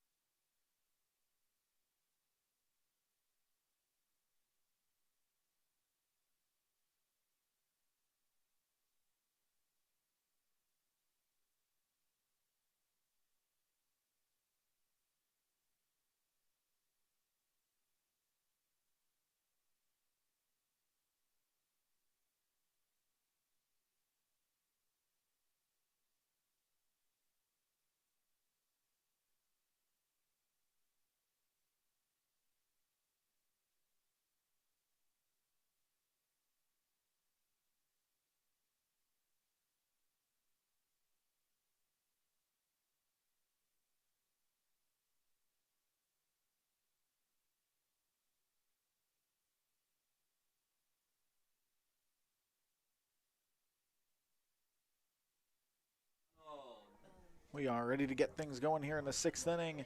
This is one of 2 MIAA softball games that are being played today. We had several on the schedule, but some cancellations. Hope and Olivet are in action. From Olivet, Hope used a 7-run 4th inning to now lead 9-0 in game 1 of their doubleheader, as Potts gets strike 1 across on Cameron McDonald.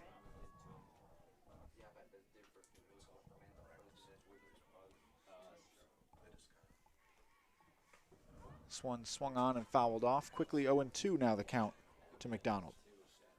Yeah, McDonald has that height advantage. I mean, it kind of widens that strike zone for you. I feel like it gives you that range, so that you can reach for some of these pitches a little bit more. And you can tell that Potts is going to try to mess with that a little bit. As pitchers, you get a little bit more fun trying to see if you can stretch that strikeout zone. And there she does. Gets her to wave at one off the plate away. It'll be the 3rd strikeout of the game for Potts. Sets up 1 out, nobody on for the catcher, Riley Frank. Next, number 2, Frank Riley. Frank has been just awesome behind the plate for Albion, really showing off just kind of that control as a catcher that you need to have.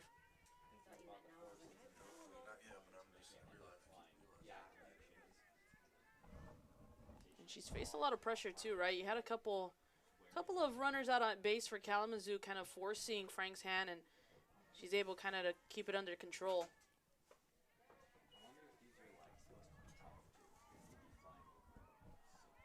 Takes a ball high, makes it 2-0.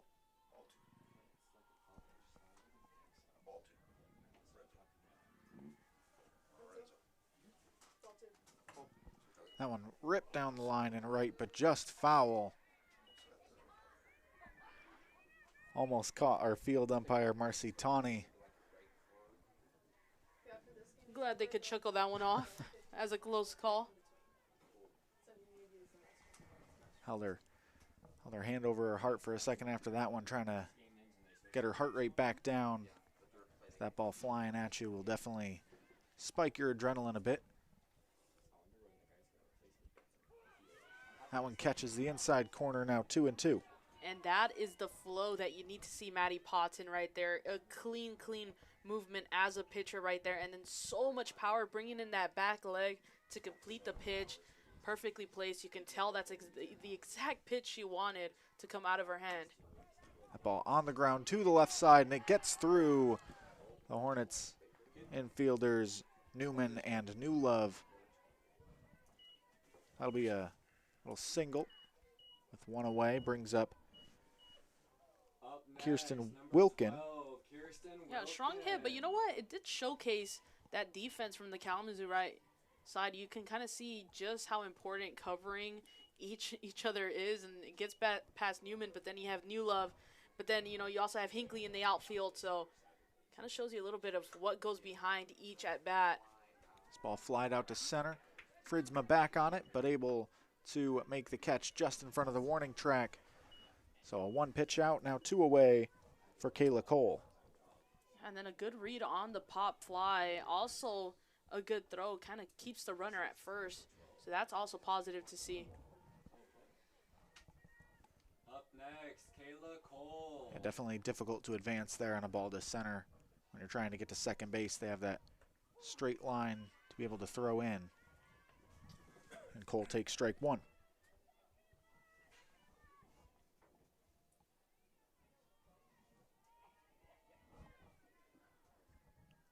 Potts, after a 1-2-3 first inning, has had to battle each inning since.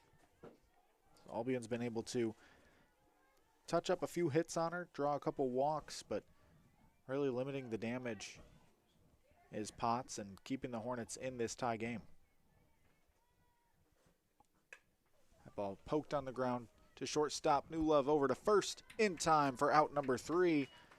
Once again, the Britons go down scoreless with 1 hit. The Hornets to bat in the bottom of the 6th after this on the MIAA Sports Network.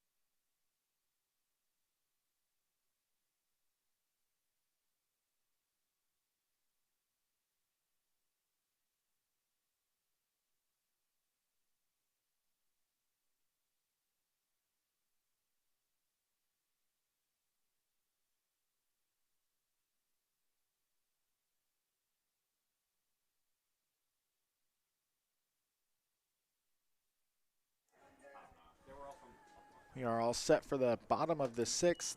Still a 1-1 tie. The Hornets have their 2, 3, and 4 hitters due up. Fritzma, Newman, and New Love looking to break this tie. We've been 1-1 since the top of the third. Up next, number Again, two 7, strong pitching performances, Audrey just 4 hits Friesma. aside through the first 5 innings.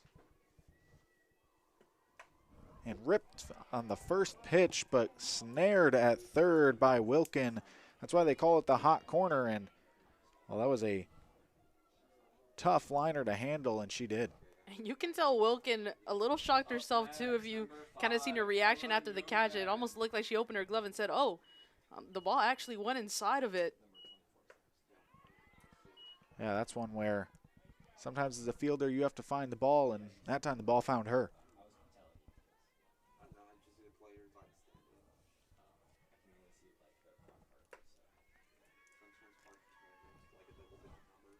Newman takes the ball outside, 1-1 the count now. Newman had a sacrifice bunt to score a run back in the first and a ground out to pitcher. This one popped up, shallow left field. Going out for it, the shortstop, she gets called off, and nobody ends up making the play. Brunscheidel was coming in after it. Just got Schramm to duck out of the way and thought she was still going for it. So a miscommunication leads to a single for Newman. Now we'll see if the Hornets can take advantage. Yeah, and communication is one of the things that I feel like is so present in softball. I mean, even when it comes down to the dugouts chanting, you know, different chants to apply that pressure to the pitcher, or just talking to the pitcher on the field when they're not having the best of days, it really just goes to show, and it has big impacts on the play. And right here, I mean, it opts to get a runner on the base.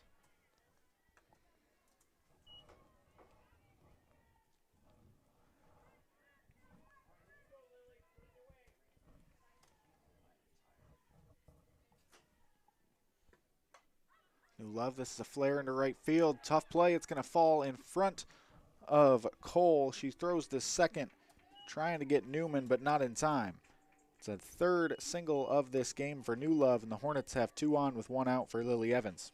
Yeah, and just in case, you know, maybe you looked at Newman and was like, okay, why did Newman have to slide? It felt like Newman had a lot of time to get there. Newman doing a really good job keeping it in mind that there was only 1 out on the board. So if that was caught on New Love's hit, then she would have to go back to first and tag. So a really nice job there, but it does give her that little added pressure of, oh, I got to make it a second on time. I got to still get to second on time if it's not caught in the air. Yeah, those ones are always tough as a base runner where, again, you're trying to find that balance of being able to get back if it's caught, but also make it to the next base when it drops. And Up next, number 3, Newman played that one Lily just right, Evans. able to get in, again, to second base ahead of the throw from Kayla Cole. So Lily Evans, a sac bunt her last time up, popped up to second base back in the first inning. Looking to do some damage this time, break this 1-1 tie. Swings and misses at the first pitch. Yeah, and you can tell that everyone kind of has that 1-1 tie in the back of their mind right now, being a little bit more aggressive at the plate. You're not seeing that sac bunt as much as you did in those earlier innings. They're kind of really settled into this one, trying to kind of get some runs in. Another swing and the miss as that one pops out of the mid of Frank, but neither runner able to advance.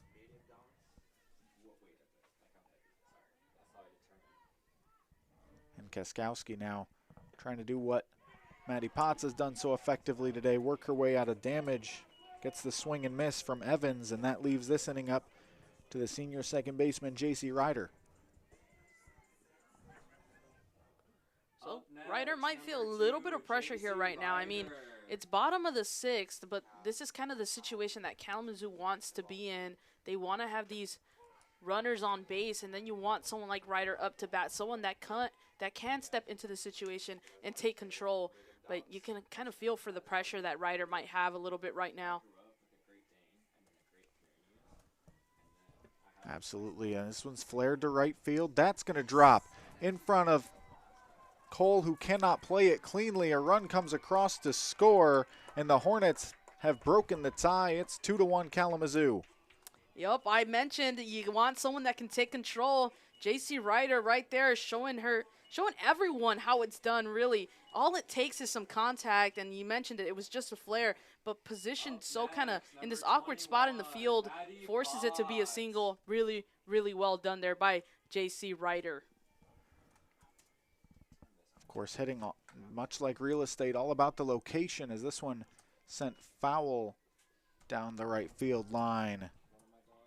Yeah, and I know all of Albion kind of held their breath on that one because that would have stayed fair. That has to be a triple. A double, but I feel like you can stretch that triple.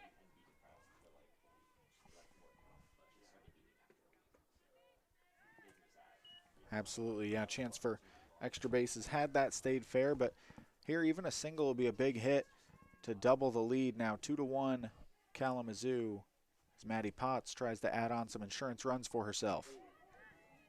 Just got a piece of that one, fouls it away, 1-2.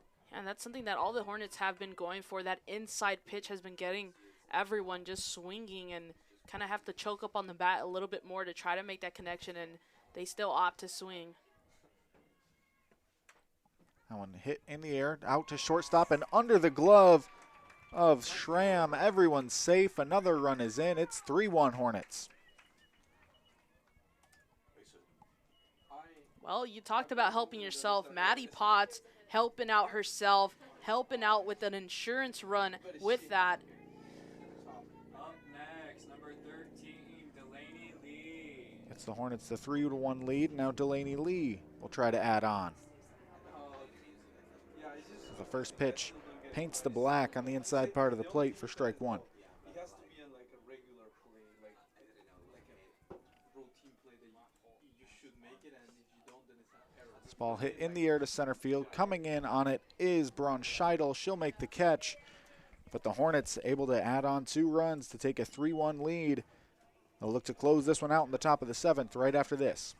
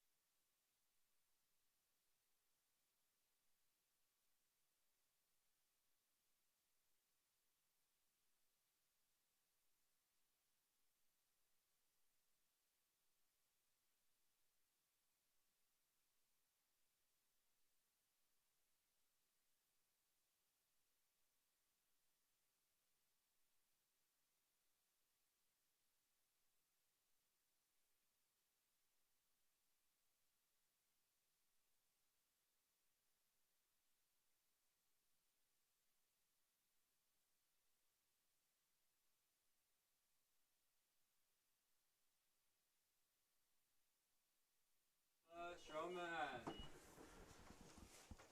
Maddie Potts back to work in the top of the 7th, looking to finish off what would be her 2nd consecutive victory. If she can prevent Albion from scoring 2 runs to even this one up. The Hornets fresh off scoring 2 in the bottom of the 6th to take a 3-1 lead. This one into the gap in right center. That's going to get down, get all the way to the warning track. Now the wall as Rab gets it back in. It's a lead-off double by Emma Schramm. And what a big moment to start off strong. Yeah, strong is definitely the word, especially with a double like that one. Super clean, lead-off pitch, confidence all the way throughout, and then rounding all the way down to second. Gets a little bit nervous now because then you get the tying run at the plate. And Schramm, each of her first 3 at-bats, she had been very patient, working the count. I think Potts remembered that, went to just go get strike 1, and this time Schramm attacked. Rips that one out to right center again for the leadoff double. Britton's going to pinch hit now. Entering the game is number 3, Jaden Henderson.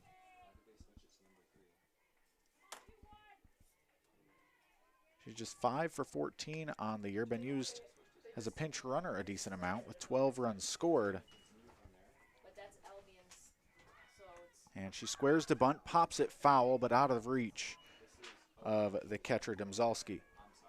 And if it was just a little bit closer, you can tell Domzowski would be ready for that. Wanting to just help out Maddie Potts in this situation, as you got a runner in scoring position. And then someone new up at the plate always adds a little bit to the drama. This time Henderson pulls back on the bunt attempt. Count moves to 1-1.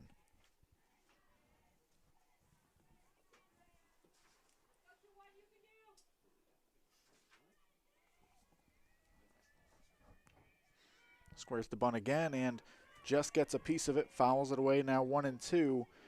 You wonder if they leave the bunt on with 2 strikes or if she now will switch to swinging away. In either situation, if it ends in an out, there's no outs on the board as of now.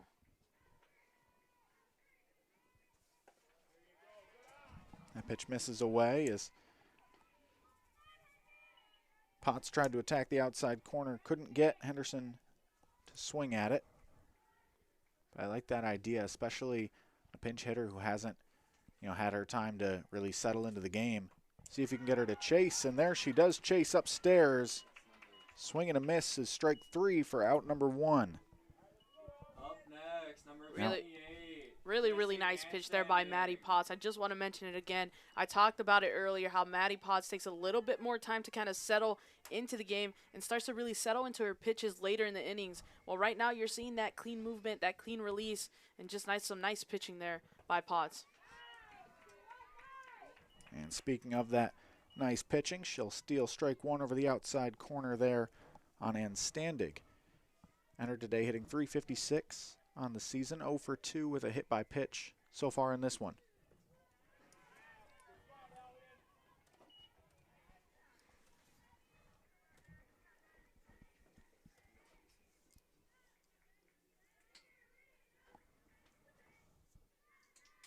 Potts ready.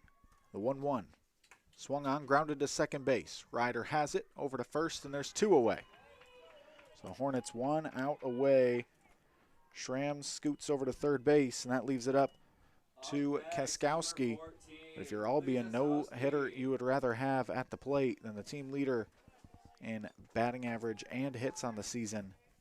Kaskowski again entered hitting .419 on the year. I think they changed because they switched. Yeah.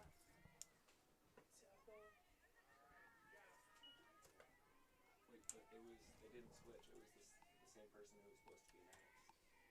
Like the person they switched with was the person directly after them. We're talking about the yeah. Oh, okay, sorry. This one fouled off. 1-1 now on Kaskowski.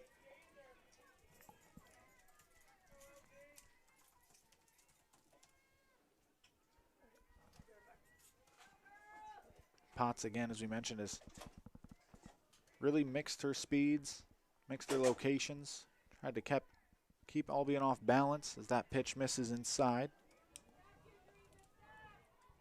It's been effective. She's drawn a lot of weak contact today, along with striking out 4 batters.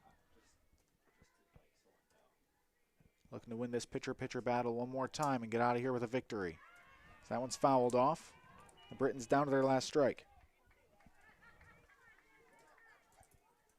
Yeah, a pretty interesting situation to be in right now. 2 outs, 2 strikes, 2 balls, and then you got a runner on third.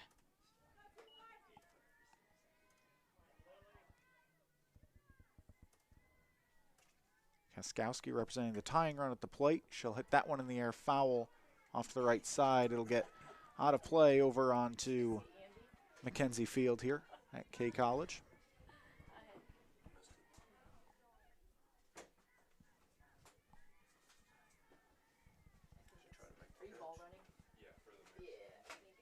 So 2-2 will do it again.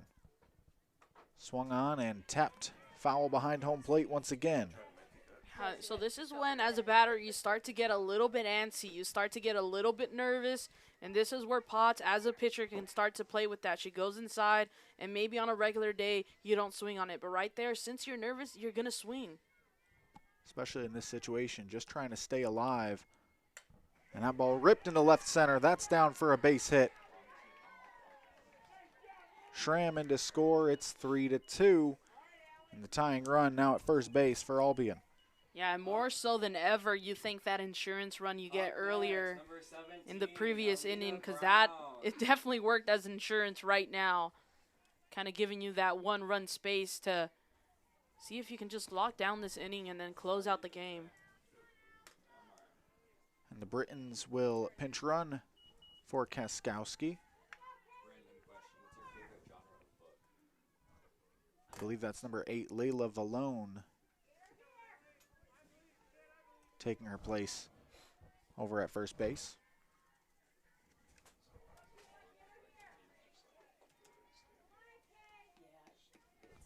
So Allie Trantham into the box as the next batter for Albion, looking to keep them alive in this one. Sends the first ball out of play, foul to the right side. Trantham, 3.33 average. 10 runs on the season. 30 RBIs.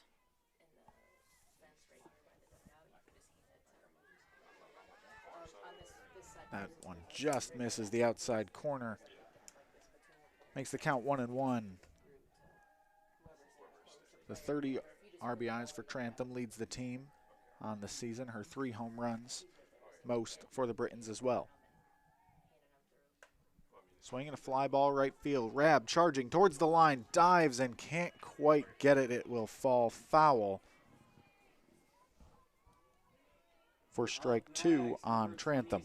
Really, really good effort by London Rabb, though. Chased it out, read the hit, and was almost there. If it was just a little bit, if it was kind of hugging that line a little bit closer, that would have been an out on Rabb's glove. Would have been a sensational play to end the game had she caught it. Instead, a 1-2 pitch. Swung on, fouled off to the right side again. So Trantham kind of fouls 2 of them off into the right field area, and that sometimes can put the defense into this mindset that she's probably going to hit in that direction. You want to make sure you don't fall trapped to that, because on the off chance she hits to the left, it throws everybody off. That pitch well off the outside edge.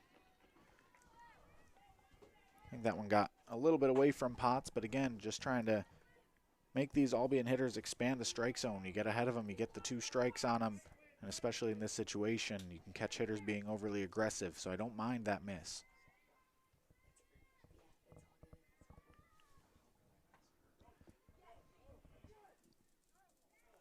Check swing, and no swing.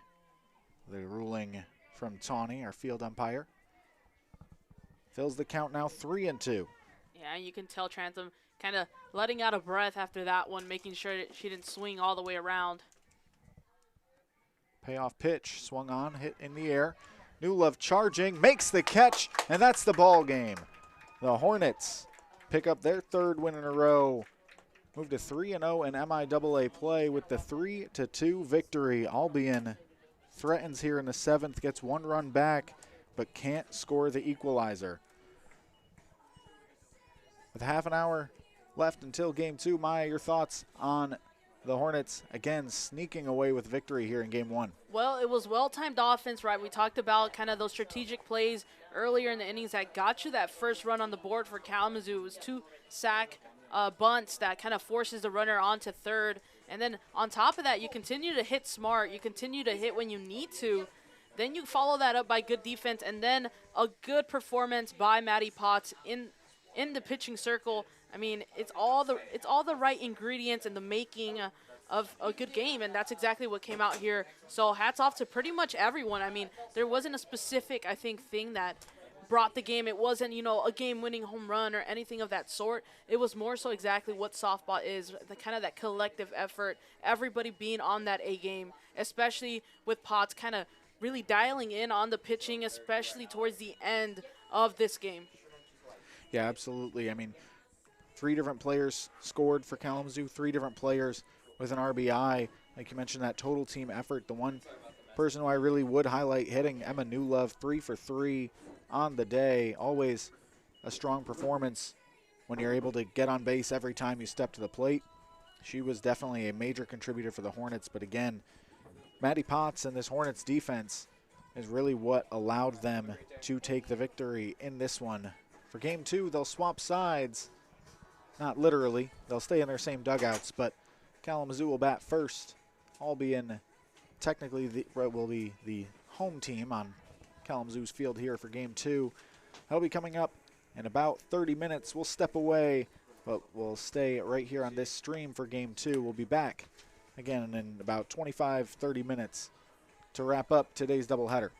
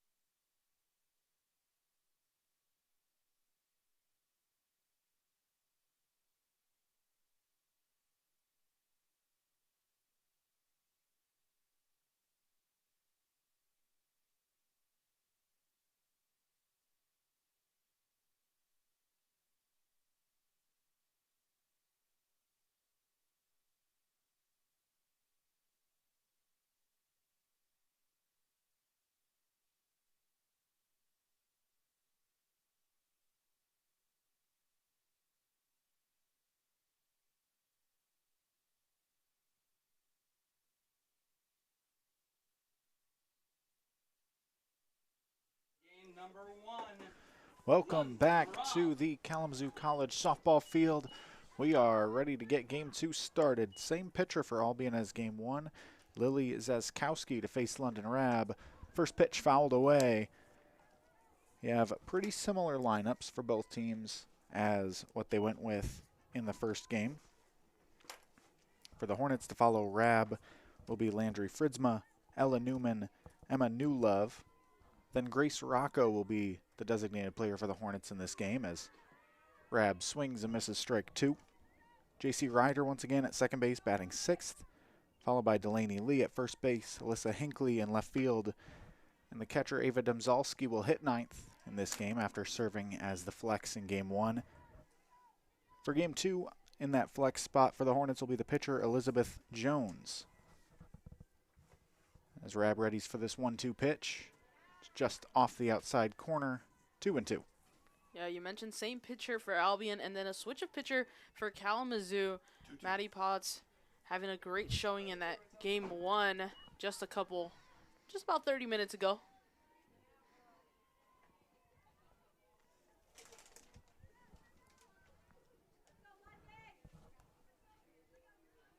Albion had been doing the more traditional swapping pitchers for the doubleheader throughout the season until they started conference play last weekend, as Zaskowski had the best results of all their pitchers, as this one's in the air to left field. Shallow. Coming in is McDonald. She'll make the catch for the first out here in game 2. Again, Zaskowski has had the best results for Albion pitchers on this season, and they decided after she held Calvin to a single run for a win in game 1 of their doubleheader, they wanted to go to her again in game 2 of that one. Now following that same strategy here today, letting her start game 2 after working a complete game in game 1. Yeah, she has everything you want in that starting pitcher, right? She has that lower ERA, that 2.60, and then a whip of 1.16, so all the right stuff. Goes to show why they choose to start her twice. Also a little bit different is the Sun, right? Sun playing a big role in game 1, actually led to I believe the leadoff hit. Here I feel like, for the outfielders, a little bit better condition.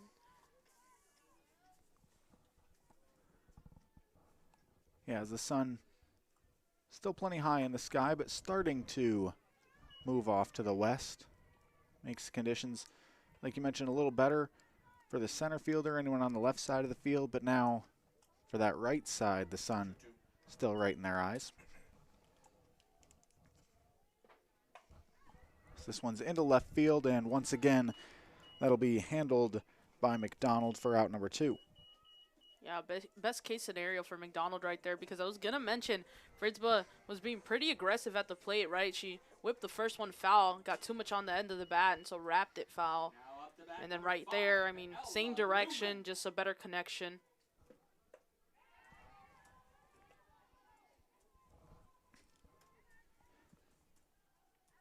Now we see Ella Newman step into the box for the first time here in game 2. She's quickly behind 0-2 on the count here. She scored the go-ahead run in the 6th inning of game 1. As that one misses away. Newman also had the sac bunt in the 1st inning of game 1 that scored London Rab for the Hornets' first run. That ball swung on, hit in the air to left field once again, and McDonald races it down in the corner, making the catch just in fair territory down the line. So 3 flyouts to left for the Hornets. They're down 1-2-3 in the first. Albion will come to hit right after this.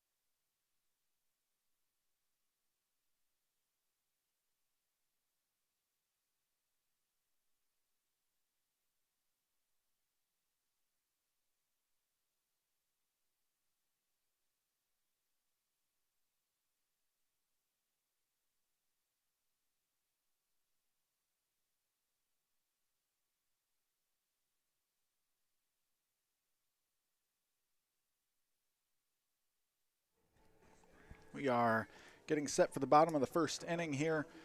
In case you're unfamiliar with MIAA softball, teams will play a doubleheader and switch home team between the games. So here at Kalamazoo College, the Hornets were the home team for game 1, Albion technically the home team for game 2. Batting second in this one against the freshman pitcher Elizabeth Jones. Jones has 2 wins on the season for the Hornets, now a 2-5 record overall in 36 2/3 innings. She's allowed 40 runs, 30 earned for a 5.73 ERA, 10 walks and 9 strikeouts on the season. So pitches to contact, right? Not many strikeouts, but also very few free passes. And we've talked about throughout game 1 this strength of this Hornet defense. Not a bad option to have on the mound.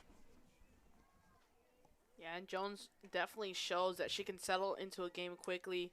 In that North Park game, I mean, I think it took her maybe just 1 or 2 batters to really settle into the game, and really you can see her get comfortable in the pitching circle.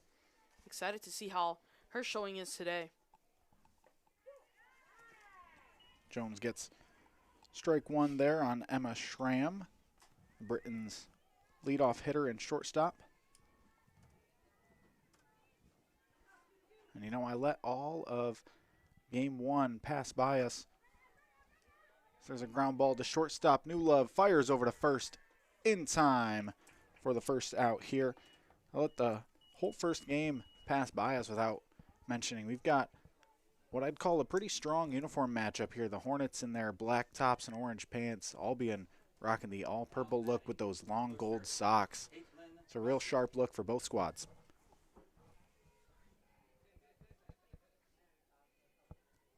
Jones' first pitch to Russlink, swinging and missing for strike 1.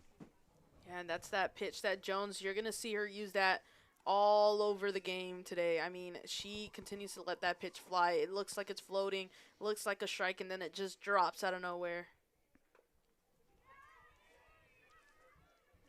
Yeah, not sure you'd call it a changeup or a splitter, but either way, really disappears.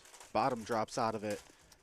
Really effective at keeping hitters off balance. It might be more of a drop ball than anything.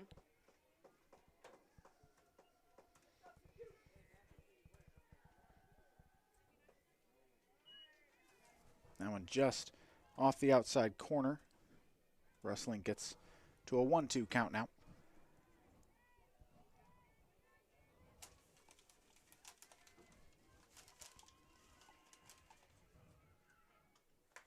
This one swung on, put in the air to left field.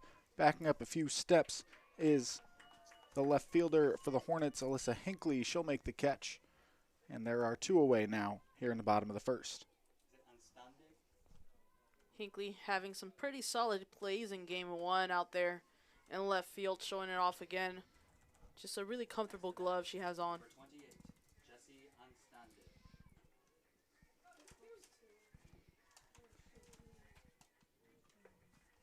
First pitch misses away on Enstandig. I mentioned the Hornets lineup very similar to game 1. Albion even more so. The same top 8 hitters as Schramm, Russlink, Jesse Enstandig at the plate now. Then Kaskowski, as this one's in the air to right field. London Rab fights off the sun, makes the catch, and ends the first inning. 1-2-3 for both sides. We'll head to the second, and the Hornets back at the plate after this.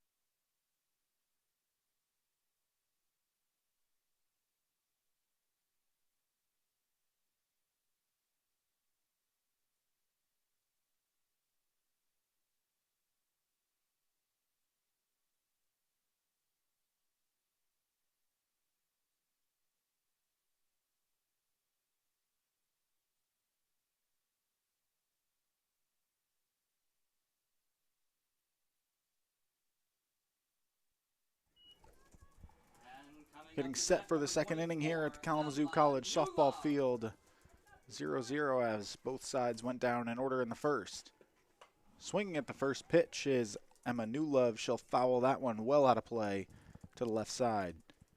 Yeah, just the right amount of power. She had a nice read on the pitch, but I think she got a little excited, swung a little bit early, and then whipped it off the end of the bat, so she whipped it foul there. Yeah, that's the one where you see that pitch, you say, that's the one I want. Your eyes light up, but just a little early. She takes the ball low there, makes the count 1-1. Albion's defense behind Zeskowski, very similar to game one. The only change in the field is the right fielder, Jaden Henderson. She's occupying the flex spot for the Britons in this one, while the center fielder, Elena Brunscheidel, enters the lineup. She'll hit ninth here in game two of the doubleheader. That's the only change to the lineup for Albion from game one.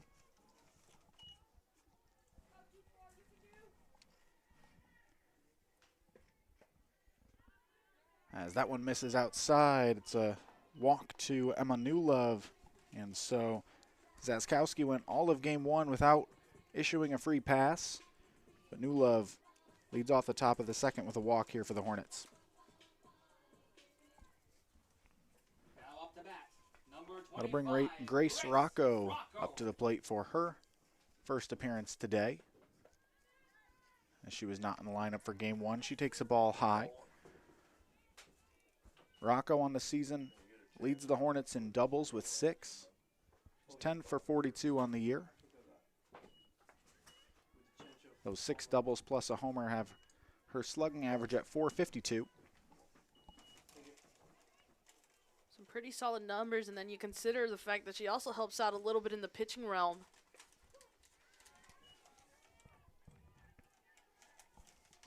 Yeah, those two-way players so valuable for your flexibility as a team. Allow you to use them in a variety of ways. As that pitch misses high.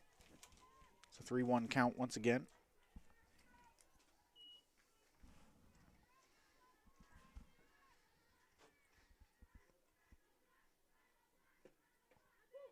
And that pitch just finds the inside corner. Fills the count now 3-2 on Rocco. Yeah, just really good placement behind that one. Sometimes if you can just place the right pitch, it doesn't matter what you pitch there. Just find the spot, and that's where you find it. Found the outside edge with that one. Freezes Rocco and gets the strikeout for the first out here of the second inning. Now J.C. Ryder steps to the plate. Now batting number 2. Ryder had a single in the 6th inning to break the tie in game one. Put the Hornets ahead for good. This time swinging at the first pitch out to left field. Camped under it is McDonald. She makes the catch, and there's 2 away. Yeah, and you can tell everybody heard the pop off the bat. You heard the crowd go, ooh, and then you seen it just didn't have enough to kind of get behind that fence in the outfield.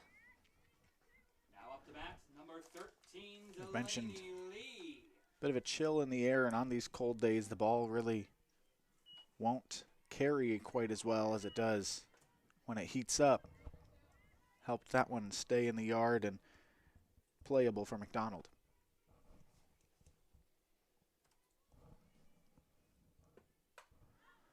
Delaney Lee hits this one in the air, foul territory, first base side, and just running out of room is Russlink.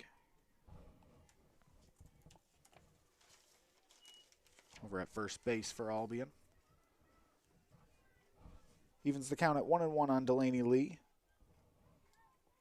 Yeah, Lee having a little bit of trouble with her batting average, 171, but comes alive when she needs to. Hits that one pretty hard. But again, in the air to left field. It's now 5 of the 6 outs through 2 innings, all going as flyouts to McDonald. The Hornets get the first base runner but do not score. We go to the bottom of the second, still 0-0 right after this.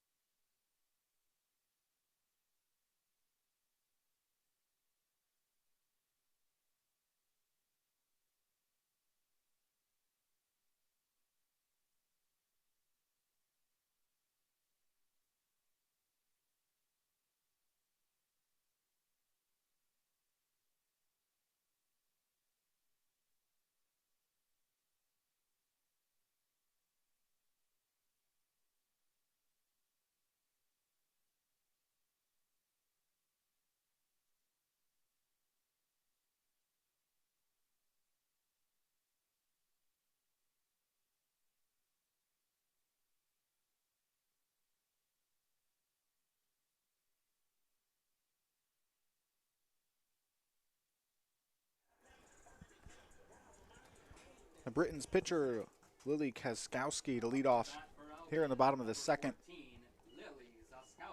after Elizabeth Jones worked a 1-2-3 first for the Hornets. So far, game 2 off to a similar start to game 1, continuing the pitcher's duel feel that game 1 had. Jones gets the sign, digs back in, and sends that one right under the bat of Zaskowski. That's that drop ball you talked about back in the first. Yeah, you're just going to continue to see it, and then maybe once batters start to get comfortable, that's when Jones will start to switch it up.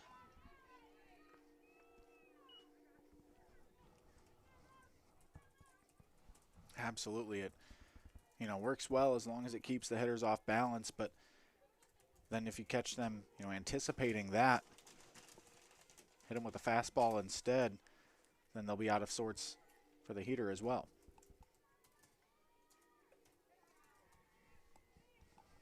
That one misses the outside edge. 2-2 now on Zaskowski. Yeah, and it seems kind of when Jones feels like maybe she doesn't feel comfortable enough to let go of the drop ball, she'll try a curve. This one in the air, foul territory, back behind third, and it's run down by Ella Newman for the first out here of the second inning.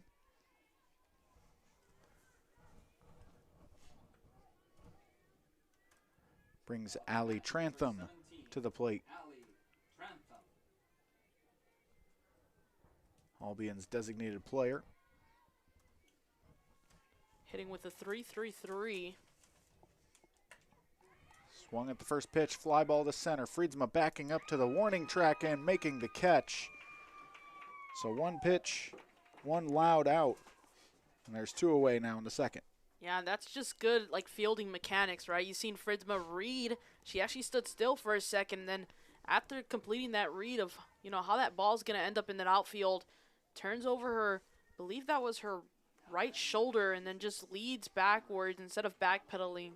Really, really good mechanics out there in the outfield, and that's why she's such a solid center fielder. Absolutely. Flipping the hips, very important on a play like that. She's got to get on the move, but has room to haul it in. Jones gets strike 1 now on Albion left fielder Cameron McDonald.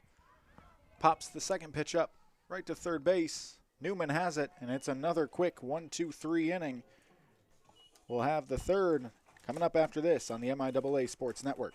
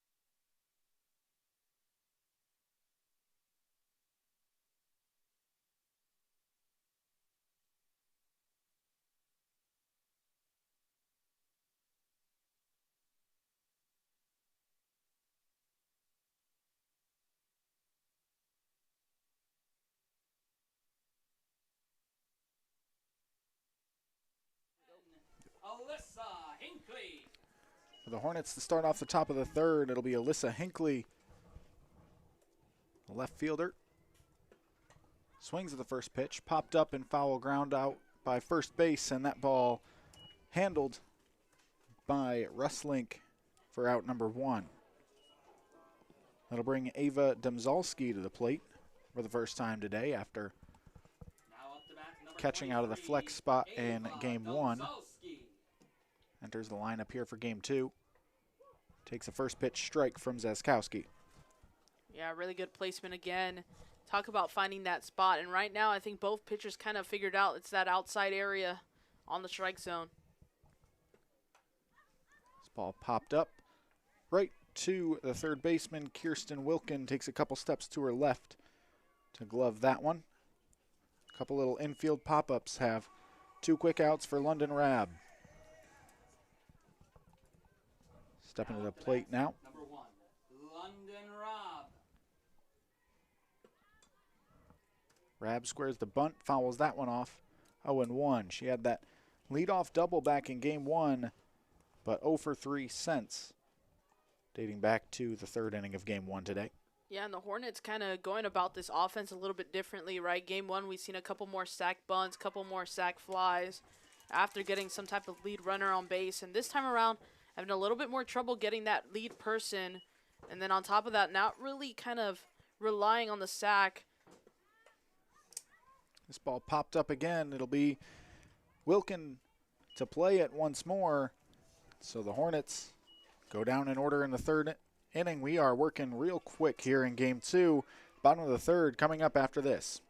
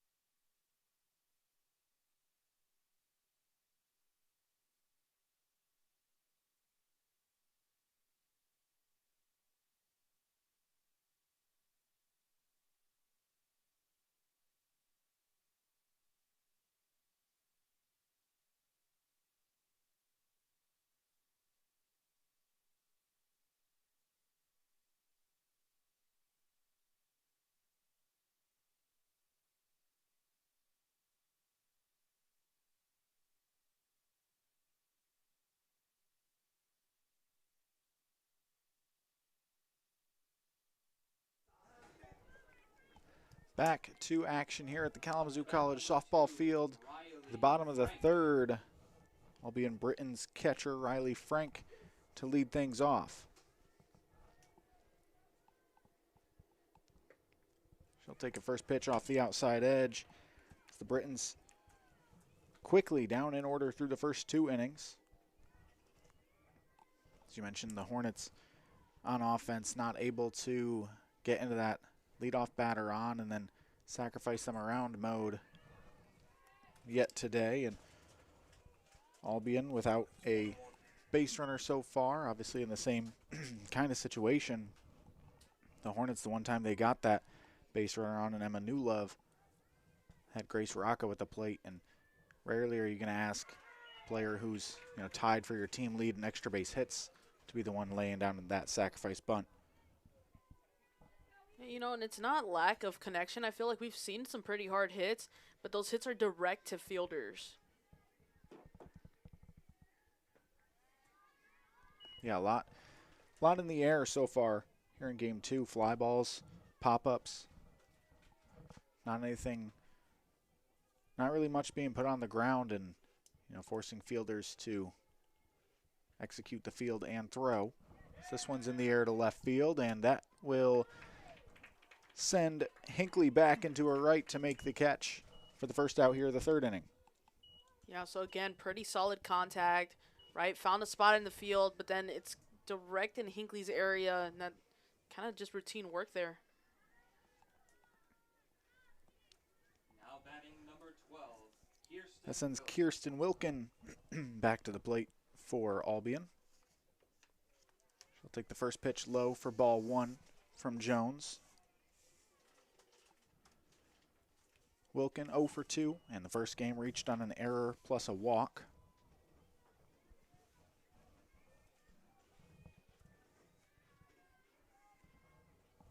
Looking to get things going on Albion for offense here in the 3rd. Took a swing at a high one there and fouls it off to the left side.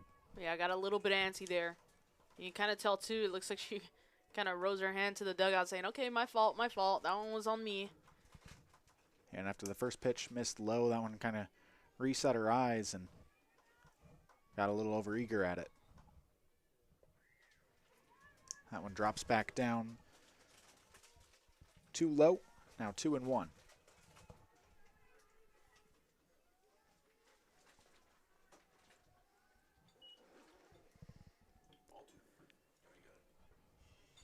Jones, as I mentioned off the top, really makes hitters put the ball in play. Just 10 walks and 9 strikeouts across 36 2/3 innings of work entering this one.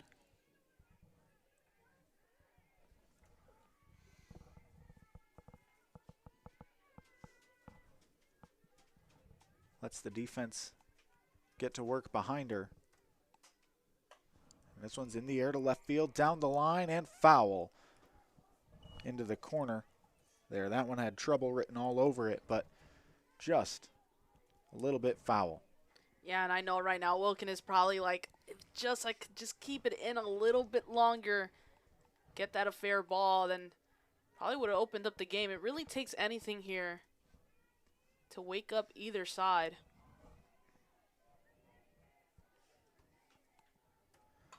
Swung on, grounded up the middle, and that'll be the first hit of the ball game for Albion. Wilkin on first with a single. Sets up Elena Braunscheidel to the plate for the first time today. Braunscheidel with a 310 average. So, again, we talked about this team in general, Albion carrying a really high batting average, and this is one of them.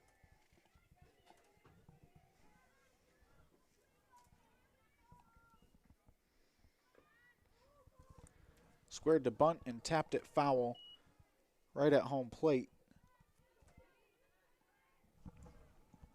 So runner on first, one out. Albion looking to get that runner in scoring position to get back to the top of the order. Try to work across their first run of this ball game. This time swinging away, popped up, shallow right field. Rabb doesn't see it. It'll drop for a base hit unless she throws over the head of New Love covering second.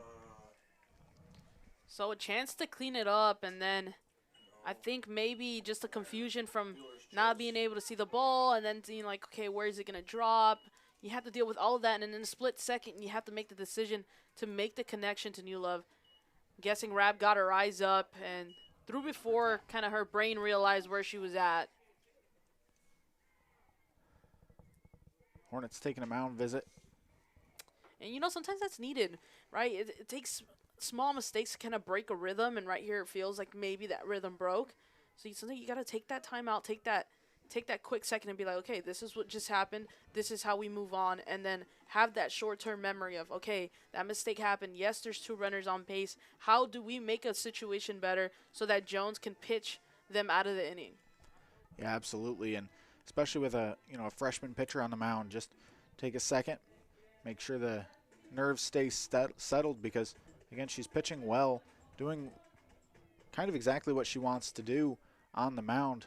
I mean, a ground ball and a pop-up to shallow right, have these runners on, hasn't really been anything you could fault Jones on. So just settle in, keep doing what she's doing because it's been effective.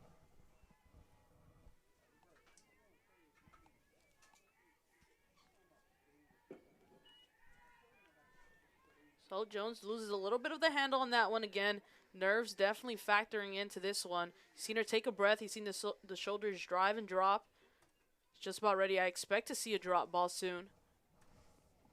One of her more comfortable pitches, and I feel like one that she's also a little bit more confident in.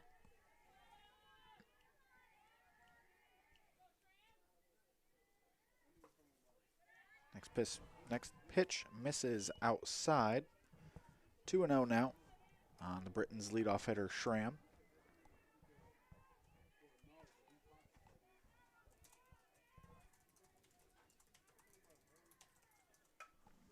That ball poked foul to the right side. It'll be 2-1.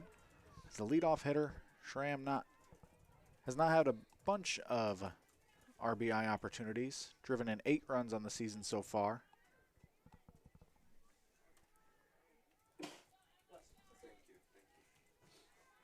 Looking to add to that total to get the scoring started here in game 2. That one down and in, 3-1. So Jones takes a couple in the glove, trying to regroup herself. That's something that I talked a lot about in that North Park game, is that when Jones starts to get out of that kind of that rhythm that she has, she tends to just take a couple of pitches into her glove and reset herself. That ball on the ground to third, stepping on the bag, throwing to first is Newman. That's a double play to end the inning. Hornets get the ground ball they're looking for to escape the jam.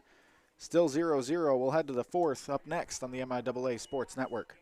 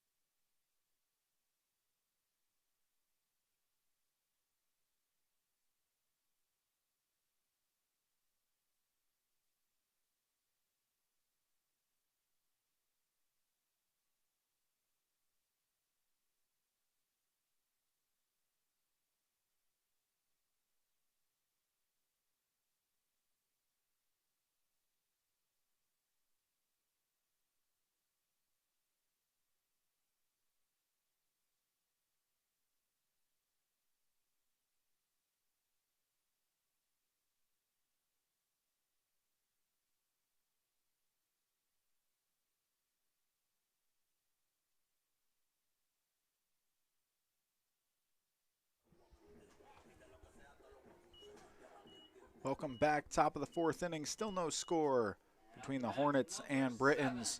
Here in this one, the Hornet center fielder Landry Fridsma to lead off the top of the fourth and takes ball one up and away. Fridsma flew out to left her first time up here in game two. Hitting with a 235 average, and we talk about just how strong she is as a center fielder and then as a batter, just overall great player and looking to just get something started here for the Hornets.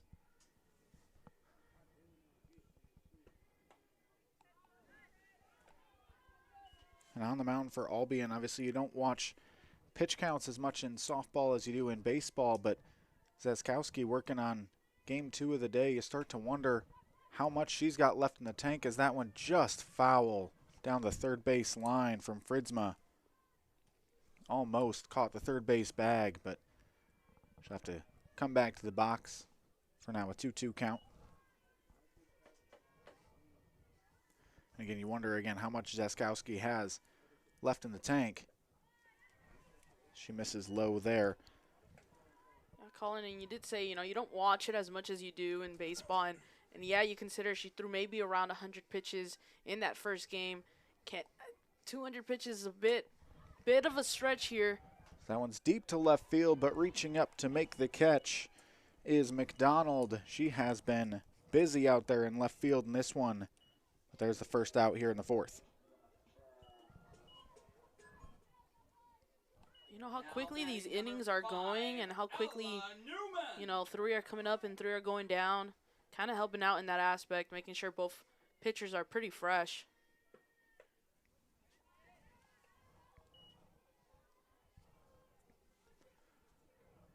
As Newman takes a ball high there.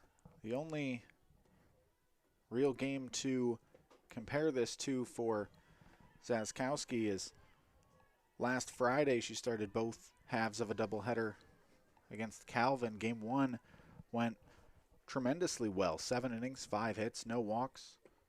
Just a 1 run, 6 strikeouts and a win, and then came back out for game two. Calvin started to figure her out a lot better, got 6 hits, scored 4 runs, 3 earned in 2 1/3 innings, and the Hornets to this point unable to follow that pattern. As on the 3-0 count, Newman takes strike one. Yeah, there's something still about her pitch that's kind of choking up some of these batters. It's stopping them from letting go of the bat, and here, gonna lead for a walk. So that's the second walk here for the Hornets in game two. After Zaskowski worked all 6 innings of game one without issuing a walk. Again, maybe a sign that she might be getting a little tired, just losing the command a touch. That one's fouled out of play by New Love. Yeah, and again, you can see just how excited New Love is with that pitch right there as well. Let go of the swing so quickly, and then a little, again, early again, and then fouls it back, thankfully, again. Sometimes when you're too eager on it, you push it forward into the field, ends up being a pop fly. This one flared back behind first base, running over to make the catch, and Standig there, the Britons' second baseman, makes the play, and there's 2 away. That leaves it up to Grace Rocco. Now up the bat, number 25. Rocco struck out looking her first time up. 6 RBIs on the season. Takes strike 1 over the outer third there. Right now she needs to keep in mind her only job is to pass the baton, right? You got to get it to JC Ryder. Swings and misses through a high one there. And again, trying to just, like you mentioned, get bat to ball, find some space out in the outfield to get herself on base, keep this inning going. Was just caught over eager. She'll foul that one off, keeps the count at 0-2.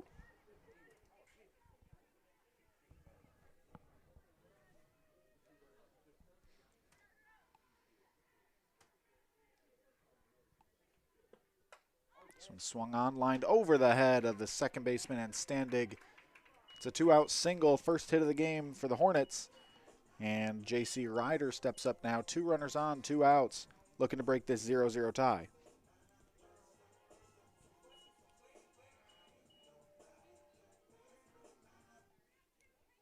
Now up to bat, number 2, JC Ryder. Ryder attacked the first pitch on her first time up today, flew out to left. This time takes strike 1. Yeah, and Frank, catcher behind the plate, doing a good job right now of not falling to any type of traps that Newman is kind of setting by being so aggressive with that lead. She knows she has 2 outs on the board, so really, as a catcher, you're just focusing on the batter in front of you, making sure, let me catch all these pitches, frame as I need to, and don't get too caught up on the runners on base. There's a ground ball, shortstop. Fielding, not minding the runner crossing right in front of her is Emma Schramm. She'll throw on to first to finish the inning. The Hornets get their first hit, but no runs, still 0-0. Albion coming to plate in the 4th after this.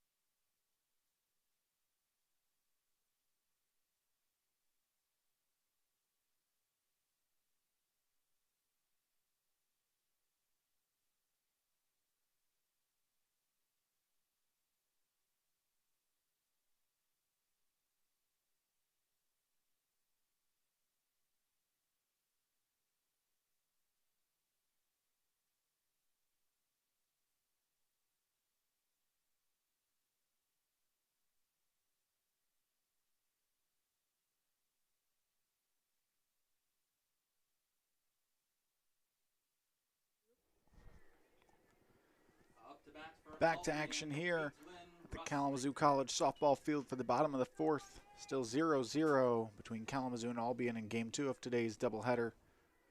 Hornets took Game 1 3-2. There's a swing and a miss at the first pitch from Caitlin Russlink. Albion will have 2 through 4 in a lineup coming up this inning.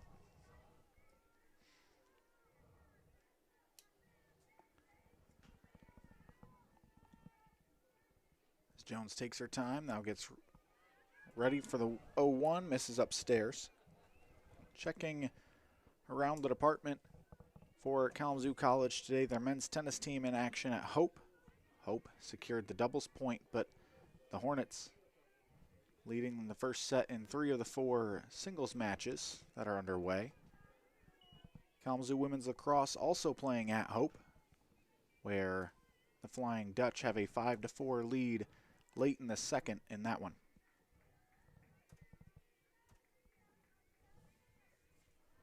Jones' 2-1 offering is in there along the top rail of the strike zone, evens up the count at 2-2. Yeah, and that was that pitch she was looking for at the beginning of this at bat, and this time finds it. First time around, I think hesitated just a little bit and threw off the pitch. This time, confidence all the way through, it gets the strike. This one swung on, hit in the air to center field. Fritzma going back, racing for it, won't get there, it's off the wall. Fritzma able to collect the ball, get it to London Rab to deliver it back to the infield, but it's a leadoff double for Russlink, and the Britons will have the best scoring opportunity we've seen so far in game 2. Yeah, heads up play though by Fritzma to kind of notice that it was going to take her too long to stand up and throw it herself, gets it to Rab, and then that kind of stops this run from turning into anything more. Number 28, Jesse and Standing. Kind of had a collision with the wall, especially with the fact that she did just flip the ball to Rab. I was worried she might be hurt, but got up, looks okay out there in center field. As ball one delivered there to Jesse and Standig. And you mentioned best opportunity we've seen for game 2. No outs on the board. And a runner in scoring position. That ball fouled off down the third base line. So again, we mentioned both teams, when they got a leadoff batter on in game 1, almost all the time they were looking to drop down a sacrifice bunt, but here after the leadoff double, they're letting in Standig swing away. Pops this one up, foul territory, first base side. Delaney Lee has room, and that's the first out. So that's going to help out just a bit, right? Especially now you're kind of get that out a little earlier than maybe it should have happened, seeing as it was an out on a foul ball. Up to bat, number 14. That brings up Lily Zaskowski. She had both RBI for Albion in game 1 and grounds that one up the middle. Base hit. Fritzma fields it and is able to get it in. Albion holds the runner at third. Fritzma didn't quite field it cleanly, but the stop sign was already up for Albion from head coach Leanne Lefebvre, also coaches third. Now batting, number Yeah, that's exactly what I was going to say. I think actually Russlink could have probably made it home after a little bit of a slip up by Fritzma.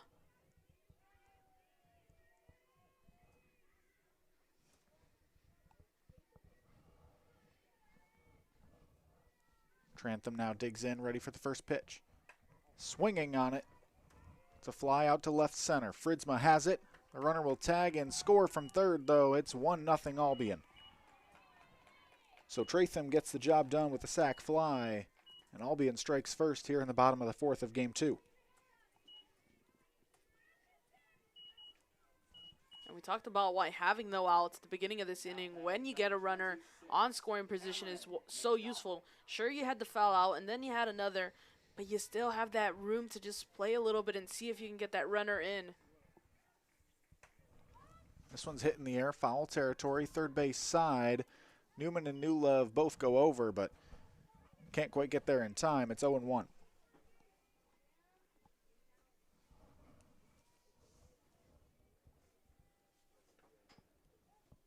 Cameron McDonald still looking for her first hit of this doubleheader. She reached on a fielder's choice back in game 1. That's her only time on base in her first 4 trips. This one lined right to the left fielder Hinckley. That'll end the inning, but not before Albion pushes across the first run. We head to the 5th inning, 1-0 Albion.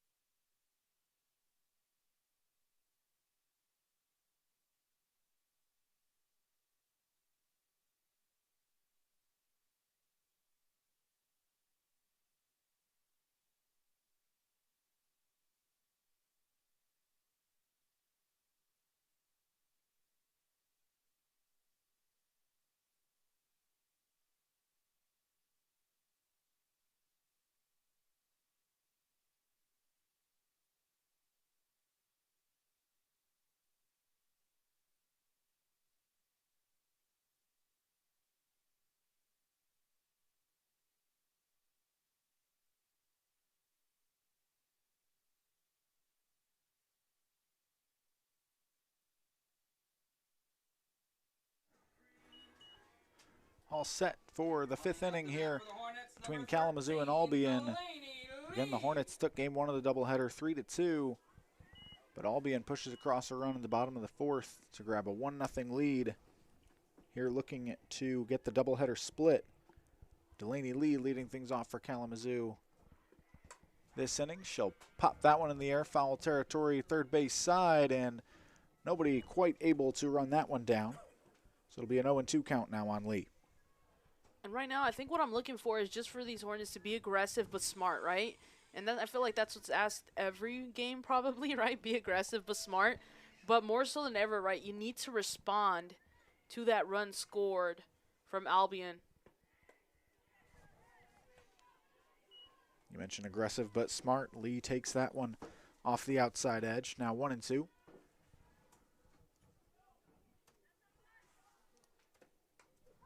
Grounds that one to third. Gloved and thrown over to first in time. Wilkin makes the play. There's one away here in the 5th, and that brings Alyssa Hinckley to the plate for the Hornets. Yeah, I talked about Hinckley having a little bit of trouble waking up her bat this season, and I feel like it can happen at any moment, and I'm a sucker for these great moments, so I feel like Hinckley, you know, if now's the time, now's the time. With 1 out, none on, Hinckley takes ball 1 high. What's up next for these teams? The Hornets this Saturday at home again for their alumni weekend. They'll face Calvin in a doubleheader starting at 1 p.m. here at the Kalamazoo College softball field. Albion will be on the road again. They'll head to Alma on Saturday for a doubleheader. First pitch also scheduled for 1 p.m. in that one. Another ball low. They're now 3-0 the count on Hinckley. So working with a batter's count, has a little bit of room to wiggle. And the 3-0 take on there as that one's down the middle for strike 1.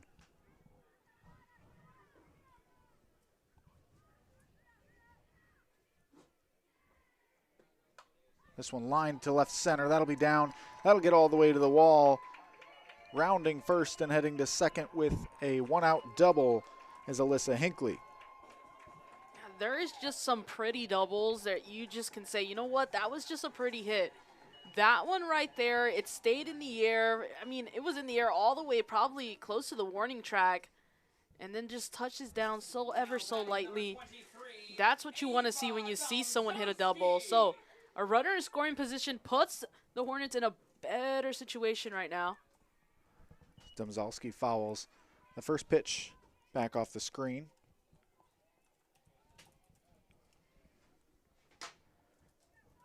Yeah, that was Hinckley's 4th double of the season. As we mentioned, been able to hit with authority at times. That one flared to center field, diving in. The ball comes out of the glove. Hinckley still retreats to second base as she was starting to head back thinking that ball was caught, but it's a single for Domzalski. Yeah, and you know, right there, I mean, you start to be like, okay, did she catch it? Did she not? And she dove for it, so it's going to come out of the glove and count as a hit. Now batting number 1, London Rab. Rab squares the bunt, fouls it off. And maybe Rab is actually a little bit glad that it did foul back because it had a lot of pop behind that bunt attempt. I feel like that definitely would have put it in an area where it could be caught as a pop fly by Wilkin. Yeah, anytime you're underneath it like that, not what you want on the bunt. This time swinging and just about the same spot, fouled back off the netting.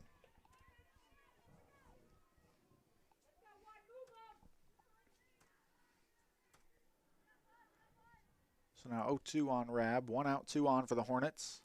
And that one's just high, ball 1. Hinckley taking a pretty, not too aggressive, but pretty on the mark lead, as you usually do there on second, trying to put some pressure on Frank. This one grounded weakly to second base. Fielding, flipping to first in time for the out is Anstandig. Both runners advance. 2 out. Now runners on second and third for Landry Fridsma. Now at the plate, number 7, Landry Fridsma.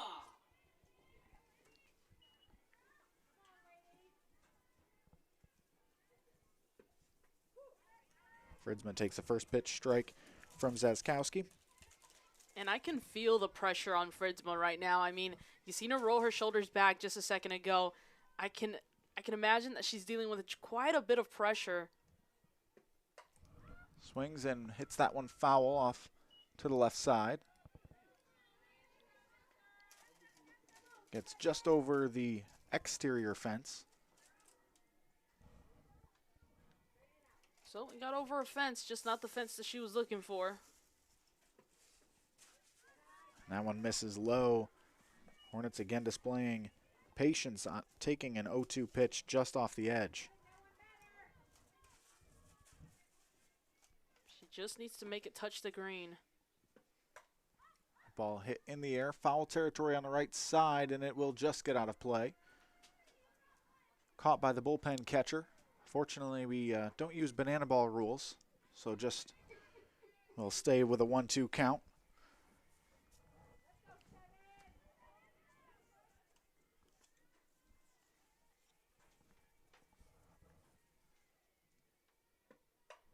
That one ripped down the line and left and foul. Fridsman was all over that one, but just turned on it a little too far. Exactly like you said, a lot of power behind the swing. Just needs to redirect it a little bit more inside that third base line. It's a kind of a hard thing to balance, especially when you have to be wary of the third baseman. Takes that one up and away, and Fridsma really battling here. Got 2 strikes on her in a hurry. Now a couple balls, a couple fouls. Refusing to go down easy. This one on the ground to short. Fields and flips to first in time. Schramm gets the Britons out of it. The Hornets leave runners on second and third. We head to the bottom of the 5th. Still 1-0 Britons.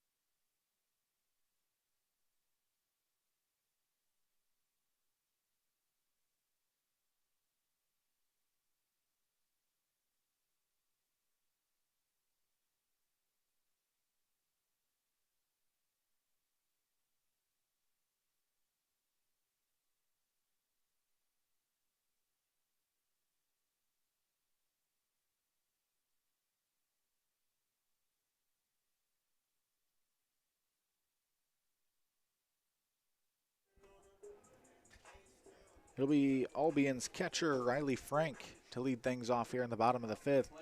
Albion looking to build on a 1-0 lead here in Game 2 of today's doubleheader. Elizabeth Jones back in the circle for Kalamazoo. First pitch swinging, and that one drops in left. Just a little flare over third base. Goes for a leadoff single for Riley Frank. Yeah, it was a good effort there. Good attempt by Emma Newlove to try to chase that one down, but it was just in that dead zone, right where kind of the grass meets the dirt, and just really hard for you to try to chase that one down, especially when it kind of rips you on an angle like it was for Newlove. Kirsten Wilkin.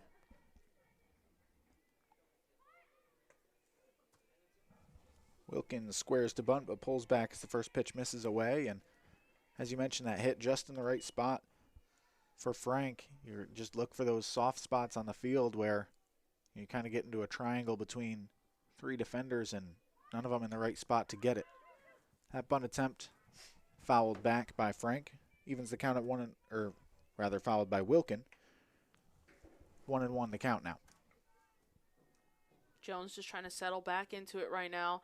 I think she got a little shooken up by seeing the bunt attempt, and I think kind of see her redirect her pitch, and right there too, showing what she's comfortable with.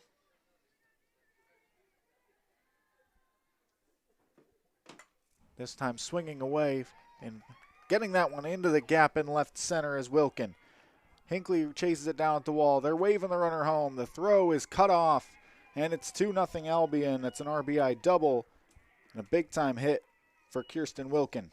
Yeah, big-time hit, just like you said. I mean, you had one on the board. Now you got a little bit more of that insurance, especially knowing that it's been a primarily kind of soft hit game. And then you're already in the 5th inning. You really just got to hold it till the 7th. Unfortunate here. And it looks like that will be the end of the day for Elizabeth Jones.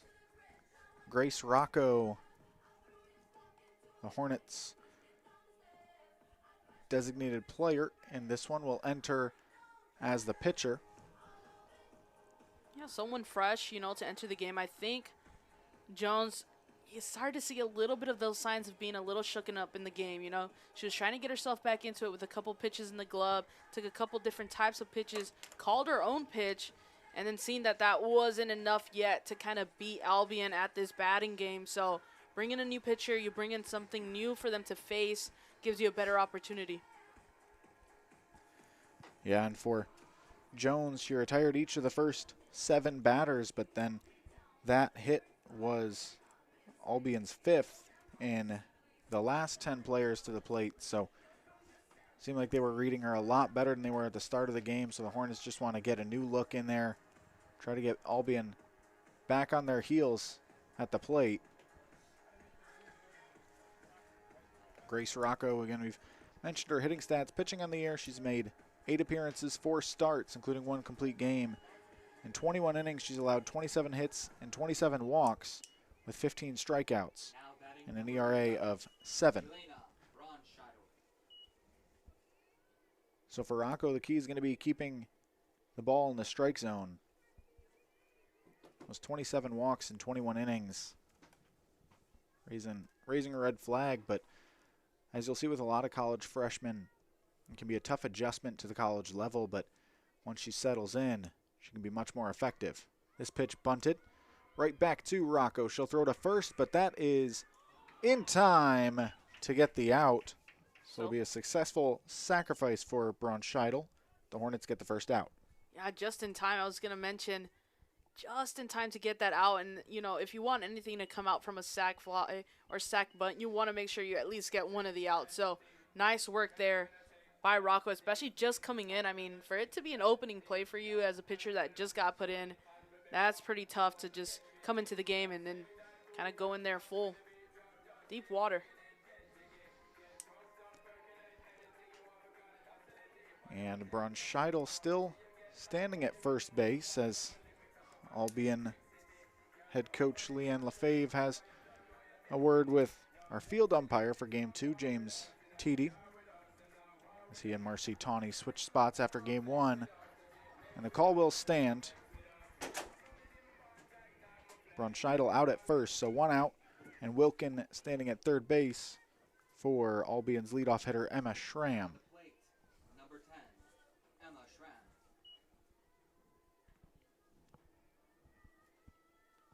Schramm hitting with a 3.43 average, 12 runs on the season, has 8 RBIs. And you can kind of tell, I believe, she's one of the ones that uses a pink bat, and I gotta say I'm a fan. I'm a fan. It goes well with the color scheme they got going on. You got purple and gold and then a pink bat. I mean, I'm all for it. Yeah, that light pink really pops again against that purple of their uniforms. Also one of the players who weaves a flower into her braid. You know, when you look good, you feel good, you play good. So she takes ball 3 upstairs. It's always so interesting to see how the different Kalamazoo pitchers, all their different winds up and everything. Right here, Rocco kind of looks like takes her time, right? Takes a breath, and then actually kind of has this like whip arm movement when she releases a pitch. As that one gets away from Rocco, it'll be a 4-pitch walk for Schramm. So now 1 out, runners on the corners for Caitlin Russlink, who led off last inning with a double and scored Albion's first run today. Should say first run this game. That's right. We had a whole prior game, didn't we? These doubleheaders will always catch me off at one point as Schramm scoots down to second base, caught the Hornets defense a little off guard, or perhaps they just didn't want to throw down to second with a runner on third and risk the run scoring. Yeah, I'm going to go for exactly that. I was going to say, I believe that was actually an attempt to kind of catch Ava Domzalski off guard and see if they can catch her, make her throw over there to second, and then force the run in on third. Wilkin pretty fast on her feet as well. That pitch just high from Rocco, as we've seen most of her misses be up high so far. Domzalski wants to go talk about it. Again, just try to settle her back in, because when she's been in the strike zone, she's been effective, but walks have plagued her through the early part of this season. She just has to take her time, I think. She needs to focus on the release area, the release point of that pitch. You see, again, I talked about kind of that whip arm movement that she has. She still snaps her wrist, but it's just about where she's releasing it. Maybe a little bit too late. So some pitchers time where they have to release their pitch by kind of hitting their thigh with the glove, and others just kind of know. And I think right here, she just needs to settle back in and realize where that release point is for her. And that one's right on target, fouled back by Russlink. So now a full count, 3-2 for the Britons' first baseman. Looking to add on to a 2-0 lead here with runners on second and third. Swings and misses. Rocco gets it done on that one. It's a strikeout for 2 away. Now Anstandig enters the batter's box. Yeah, nice to see New Love and Ryder come in, kind of dap up Rocco and just tell her, hey, you know what? That was a nice pitch.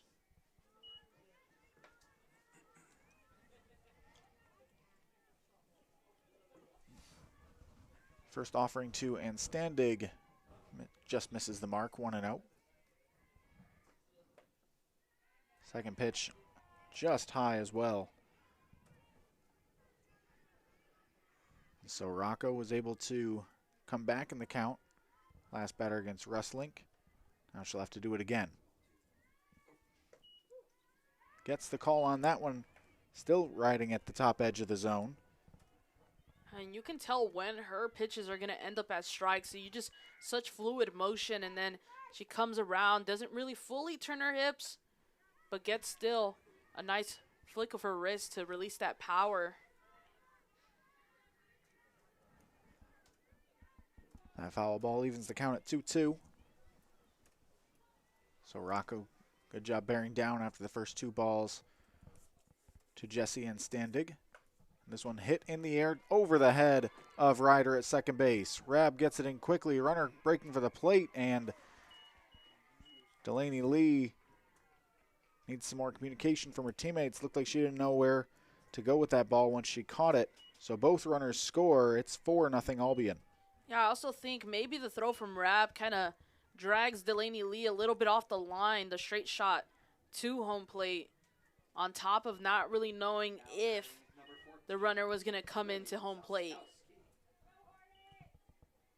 Either way, maybe it releases, you know, after it passes, it releases a little bit of pressure off of Grace Rocco, and now maybe she can pitch a little bit more comfortably. Just try to close out this inning, get the last out.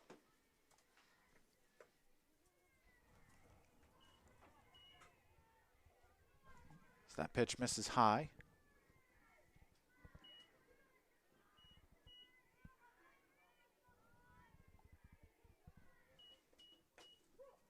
This time catches the outside corner on Zeskowski. Again, Zeskowski had 2 RBI in game 1.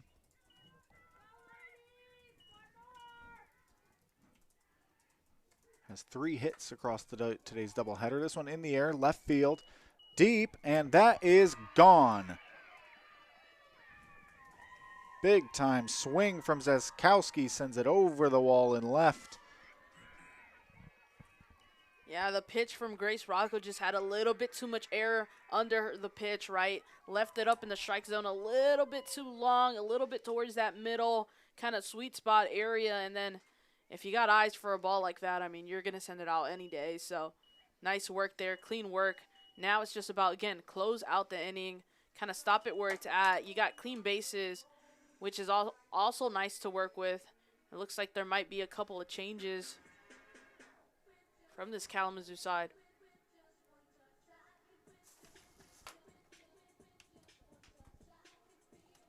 And the Hornets will change pitchers once again.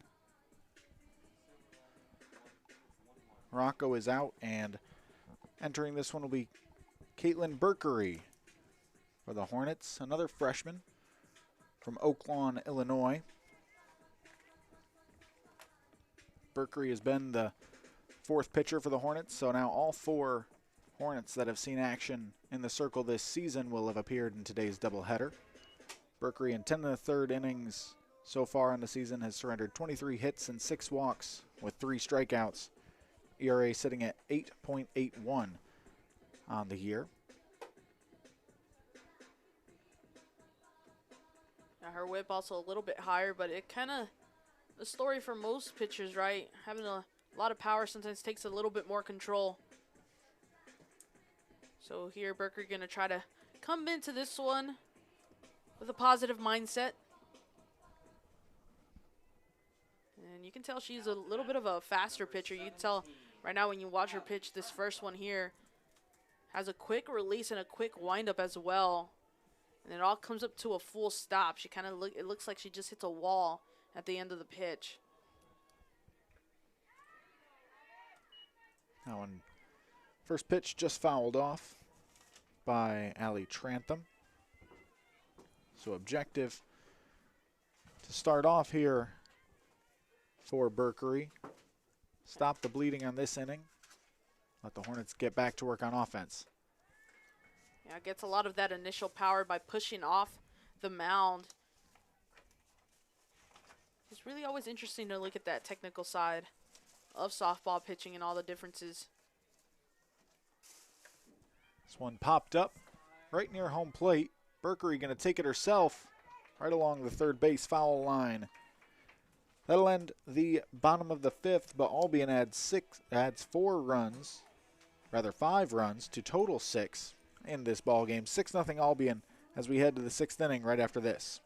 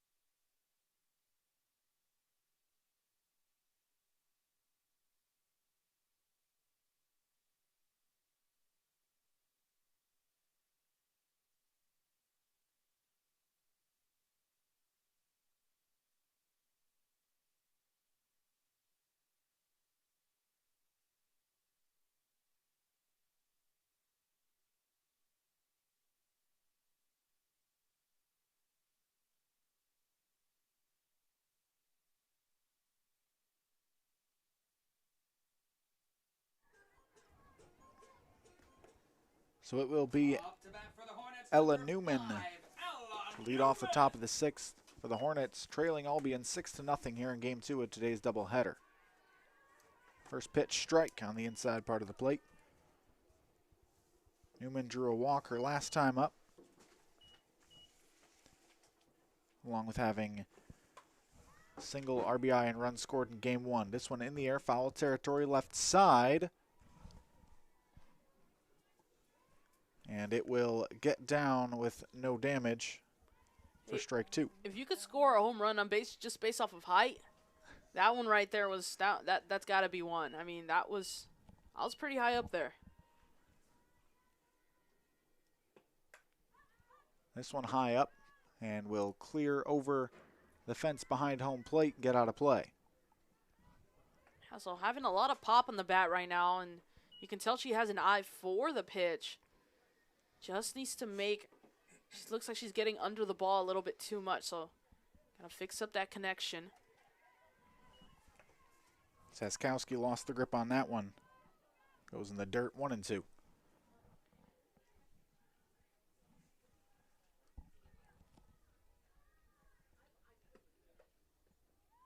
That pitch inside, Newman just able to hold up. And reminder, Zasowski pitched the entirety of game 1. Here's about to pitch the entirety of game 2. That one slapped into center field. It'll be a base hit for Newman. And not only for Zaskowski pitching both games, it was her home run in the bottom of the 5th that capped off the 5-run rally Now at the plate, number 24, for the Ella Britons.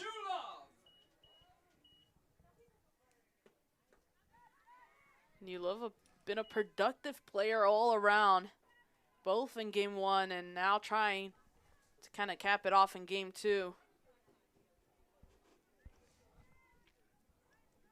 Worked a 5-pitch walk her first time to the plate in game 2, then popped out to second. She really wanted that pitch right there. Looks down the line and let him know that she did, in fact, see that one.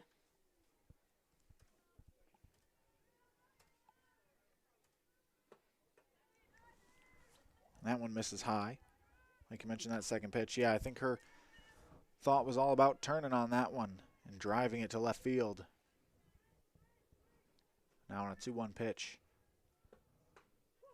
We'll sit back and watch that one just clip the outside corner, 2 and 2. Yeah, you can tell she had already kind of made a decision on that pitch before stepping into the box. She was not going to swing. Steps out even before the ball reached the glove. This one fouled back off the netting behind home plate. Count remains 2 and 2. Ella Newman on first after a leadoff single. Again, the Hornets won game 1 today, 3-2. Albion now with a 6-0 lead here in game 2. That one driven out to right center. It'll get into the gap. Rolls all the way to the wall. Newman around third. They're sending her in. The throw will not come. The Hornets are on the board here in game 2 on the RBI double by Newlove. So you trade out a second baseman for a second baseman, and there you go. Another beautiful double. I mean, I keep saying it, right? There's just some hits that you're looking and go, that's a pretty hit. Another one just nice, floating through the air, slices through the air really, and then makes its way down. Yeah, anytime you send the ball strong into the gap like that, it's just what you're looking for. Looks like Albion's going to make a change here. Coming into pitch from right field is Jaden Henderson. You know, I was a little surprised when I saw her starting this game in right field. She's listed as a pitcher/infielder on Albion's roster. Does a little bit of everything, you might say. Absolutely, but I think they also kind of wanted her out there to be ready to come into pitch to replace Zaskowski whenever she was done. And looks like we'll have some other defensive changes, as it looks like Russlink is headed out to right field and Zaskowski will move over to first base. So sort of a rotation between first base, right field, and the pitcher. Yeah, Henderson sitting with a 4.06 ERA, whip of about 1.70. 2 losses on the record, right?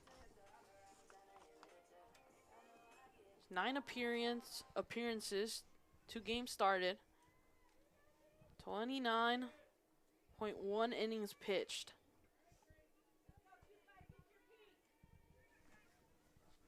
First batter she'll have to face is Grace Rocco for the Hornets. Takes ball 1 upstairs. So a little bit of pitcher v pitcher action once again.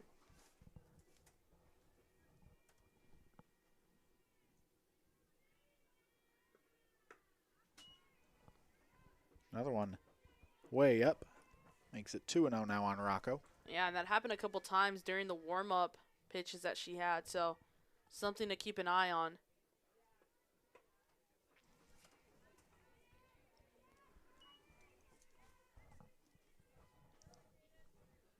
Zaskowski comes over from first, gives her a quick word of encouragement for this 3-0 pitch.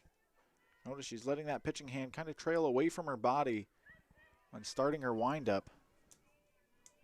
Very different from the more compact deliveries we've seen from just about every other pitcher today.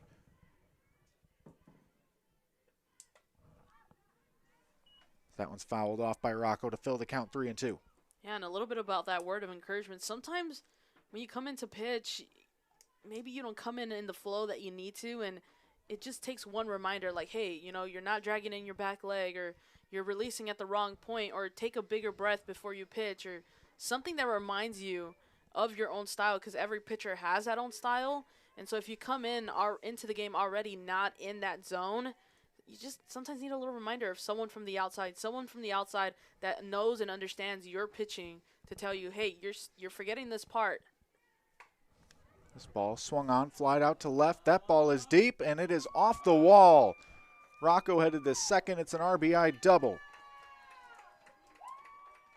I just know Rocco was looking at it like, get out, get out. Almost so close, and honestly, you couldn't ask for anything more, though, right? Off the wall. Off the fencing, I should say, and gonna opt again, changing out that double for double. Yep, just trades places with Emma Newlove. She comes in to score now. Rocco at second base for J.C. Ryder. Number 2, J.C. Ryder. So 6-2 now as 3 batters into this inning. The Hornets have a pair of runs. Yeah, you talked about how Henderson has a little bit of a different pitch, and you're exactly right. I mean, she opens and kind of opens up her arm just slowly. Grounded to short. Schramm has it for the first out of the inning. But as I was saying, right, she kind of takes the ball out of her glove and then just watches kind of where maybe the placement, where she wants the pitch, locks in, and then that's when she initiates her pitch. Up to bat, number 13, Delaney Lee.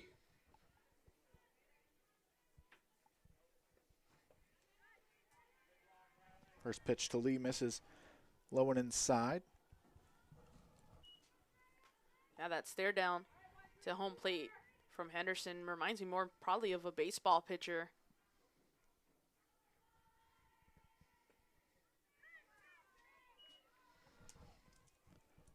Yeah, that intensity and bordering on, trying to intimidate the batter.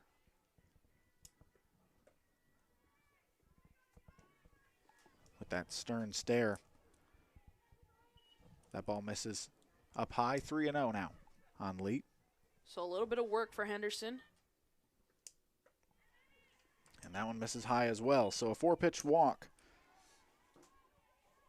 That'll bring Alyssa Hinckley to the plate, who doubled the left center her last time up.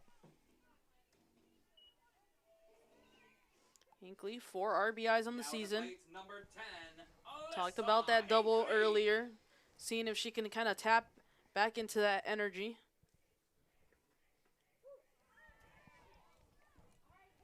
And finds the zone there for strike one. Hinckley is ready to watch the first pitch after seeing 4 straight balls to Lee. Now locks in on the 0-1, sends it to right field, but caught by Russlink. After she moved to the outfield, immediately gets a ball hit to her, and there's 2 away in the inning. Yeah, Lee and Rocco on second and first base doing a good job of kind of starting that run and then halting as soon as they seen that it was probably direct to Russlink.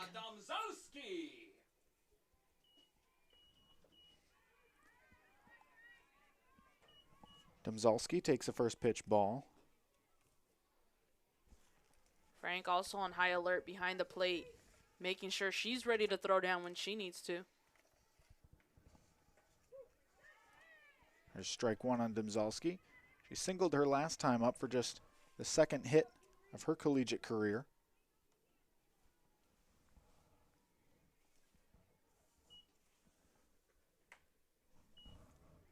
That one's fouled off to the left side by the freshman out of Walled Lake Western, You can tell Domzalski had a read on the pitch and then just a little bit early on it.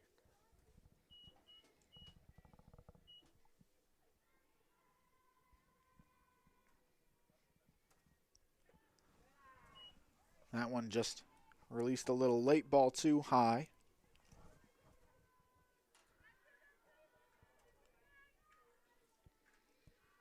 Henderson gets told something from Wilkin. Kind of resets her pitch.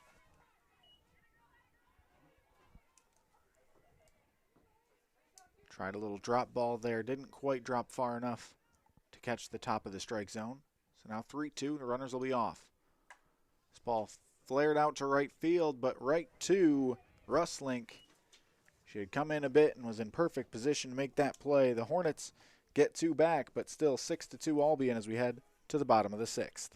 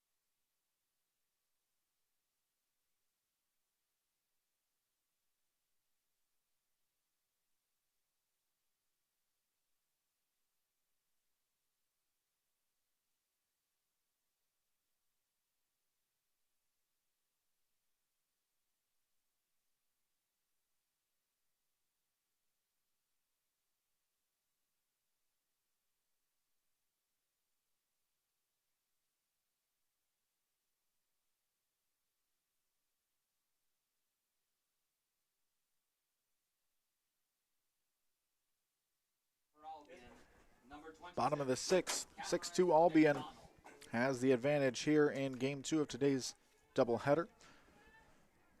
Eva Domzalski thrown on the catcher's gear in a hurry after being the last out for the Hornets in the top half. First pitch to Cameron McDonald misses high from Caitlin Berkery, who's back out there for the bottom of the 6th after entering and fielding a pop-up herself from Allie Trantham to end the 5th inning.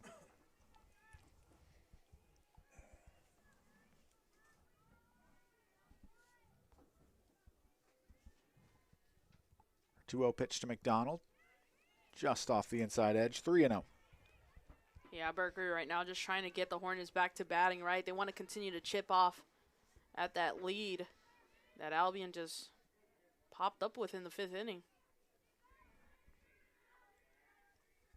Yeah, the Hornets want to be feeling right now. They got one big inning. We've got one left in the tank because the Hornets, the next time they'll come to the plate will be the last opportunity for them to get this game at least tied. So for Berkery, as that one misses inside, it'll be a leadoff walk. Her mission to keep the deficit right where it's at 4 runs, not let Albion pull this one to a more unmanageable gap. Now at the plate, number 2, Riley Frank. Brings up Riley Frank, who led off last inning with a single. Came around to score on Kirsten Wilkins' double. Domzalski behind the plate, keeping wary that first base runner, just trying to make sure nothing gets past her that shouldn't. McDonald there on first.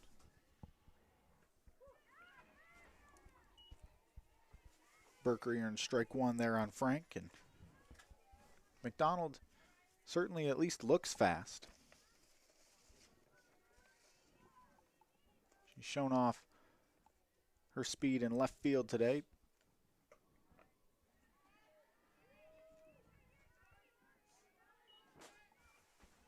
Hasn't shown it much on the base paths this season, though. Has not attempted a stolen base yet this year.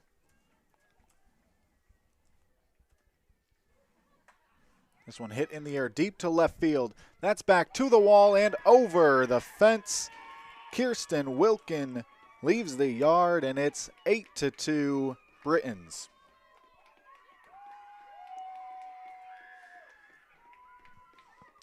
Apologies, Riley Frank leaves the yard, and it is 8-2 Britons. Yeah, her second home run of the season, I believe.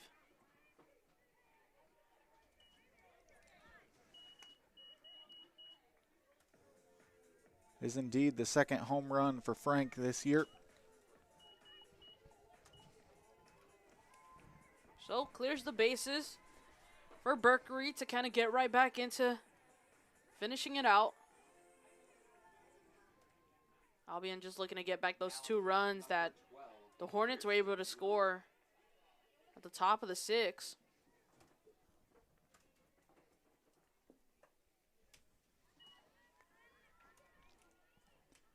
Ball 1 to Kirsten Wilkin. 2 for 2 so far here in game 2 with a single and then an RBI double last inning.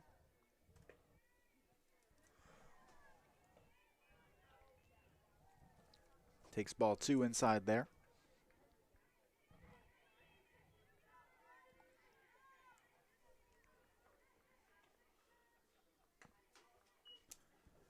And that one outside pushes it to 3-0.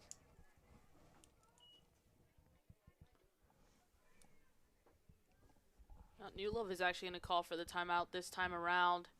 And again, you know, it's good to see infield kind of supporting the pitcher, kind of taking turns talking to the pitcher. You've seen that for Albion as well.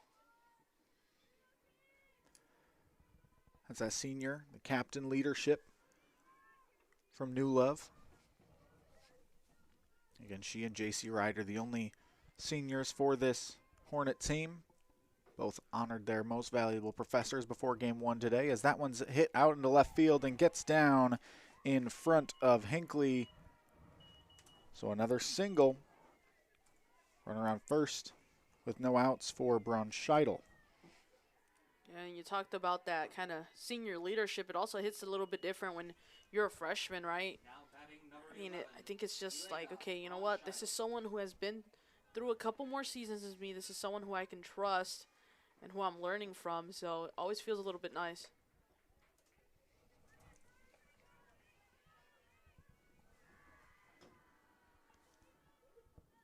Definitely. I mean, the clubhouse dynamic, again, those senior leaders looked up to by everyone, but especially the freshmen who haven't really, seen a leadership group before them.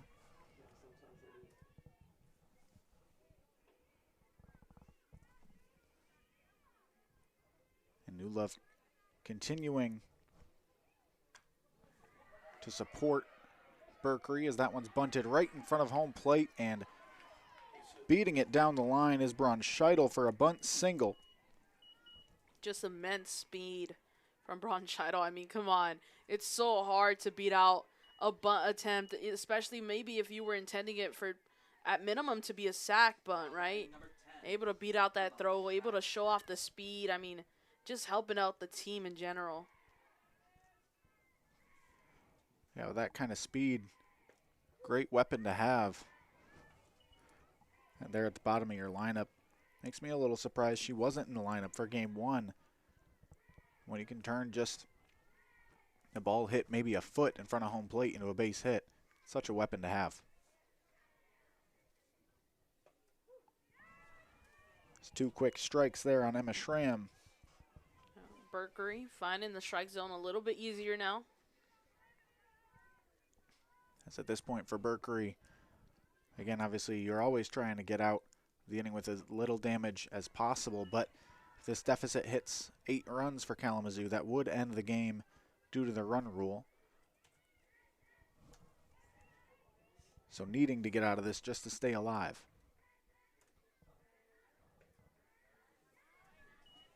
There's ball 2 as Schramm works her way back in the count.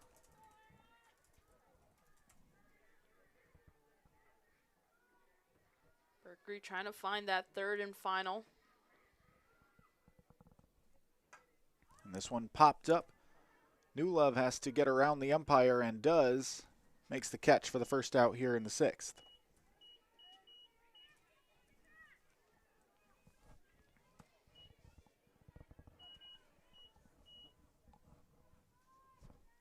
That brings Caitlin Russlink back to the plate. What is nice about having a runner on first and on second is that you got that forced at third, you got a forced at second and at first. So the outs, you know, even though it's not the scenario you want to be in, the outs come a little bit easier no matter where the ball's hit on the field. Absolutely. It was a similar situation back in the 3rd when Emma Stram hit a ground ball to 3rd. And Ella Newman was able to just step on the bag and throw to first to end the inning. Hornets would love to get a similar play here. You can tell Newman hugging that third base line pretty tightly. That one swung on and missed by Russlink. She was out in front. Berkery now ahead in the count 1-2.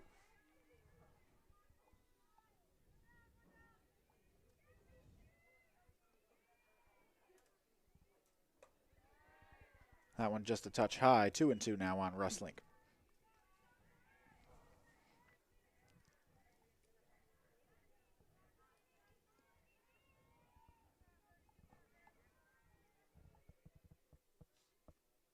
Two pitches upstairs as well. It's full count now. Russlink doubled to lead off the 4th for Albion. Led to the first run of game 2.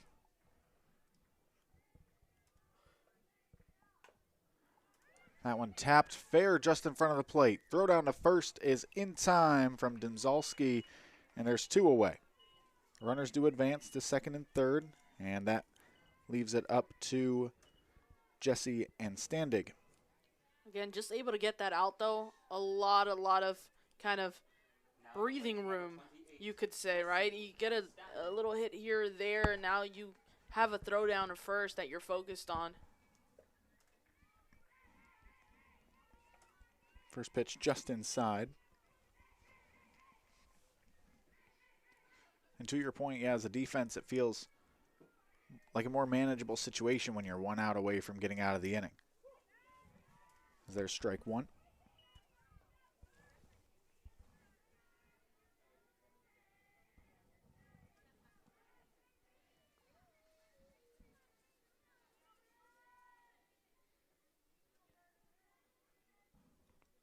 Swung on, hit into left field. That's going to get down. That's going to get to the gap. And Standig grounds first. Both runners score, and that should be the ball game. Yeah, unfortunate for the Hornets. It just caught the outfield in, right? Everybody kind of shuffled in, preparing for maybe just a ground out or something to kind of move on to the next inning, and then gets behind that back line. And tonight's final score, 10-2 Albion. If you'd like to review either of tonight's games, please So Jesse and Standig gets the walk-off double to force the run rule. Albion wins game 2 of the doubleheader 10-2. They'll finish the day 15-13 overall and 2-2 in conference play. For the Hornets, it's their first MIAA defeat. They're now 3-1 in conference, 4-18 overall on the year. Lily Zaskowski, outstanding in the circle for game 2 for Albion, earning the complete game victory, allowing just the 2 runs in that 6th inning on 6 hits for the Hornets. Maya, your takeaways from today's game and what Kalamazoo needs to do to, keep moving forward in MIAA play. Yeah, 100%. So obviously this kind of giving them that first loss. But other than that, I mean, you look back at that first game, I mentioned it before when we wrapped up that one as well. It was really solid. It was a team effort. Everyone on the team contributed in some way. There was good offense, even better defense, and then great pitching in the mound as well. Then you look over at this game, and the same could be said about defensive and even the beginning pitching moments. Then, you got a couple things that take you out of the game, and then you give up a run here and a run there, and then that opens it up. Then when you don't have the bats to come alive with it, that's when you get in a situation like this one here. So again, the bats come alive a little bit later. I believe for the Hornets it was in inning 6, right, scoring those 2 late runs, but they needed to come out and score a little bit earlier in that first and second inning as they did in game 1. So a couple things of improvement in this second game, but overall what you should really look at for your example, I think, of a well-played solid game is going to be that first game of this doubleheader. So at least you can kind of look at this positive and be like, okay, we split the doubleheader, we won the first one. Let's look at kind of what those improvements need to be done, what adjustments need to be made before continuing on in MIAA play, so they can be the best team that they can be within this tournament. Absolutely. And, you know, as I mentioned earlier, the season obviously didn't get off to the start that the Hornets wanted, but this is, again, a young group that's really still learning how to play together and win together as a team. And, you know, to see that 3 of the first 4 in conference play go your way has to build the confidence. Last year, this team tied, you know, program records with 21 overall wins, 9 in the MIAA. So, you know, you look to continue those positive movements that they have had under head coach Kelly Dimstra. And again, next up for the Hornets will be a doubleheader here at home against Calvin this Saturday. The Hornets take game 1 today, 3-2. Albion responds to take the second game of the doubleheader, 10-2. Again, I'm Colin Murphy with Maya Pasillas. It's been our pleasure to bring you today's softball doubleheader. We'll see you again back here on Saturday.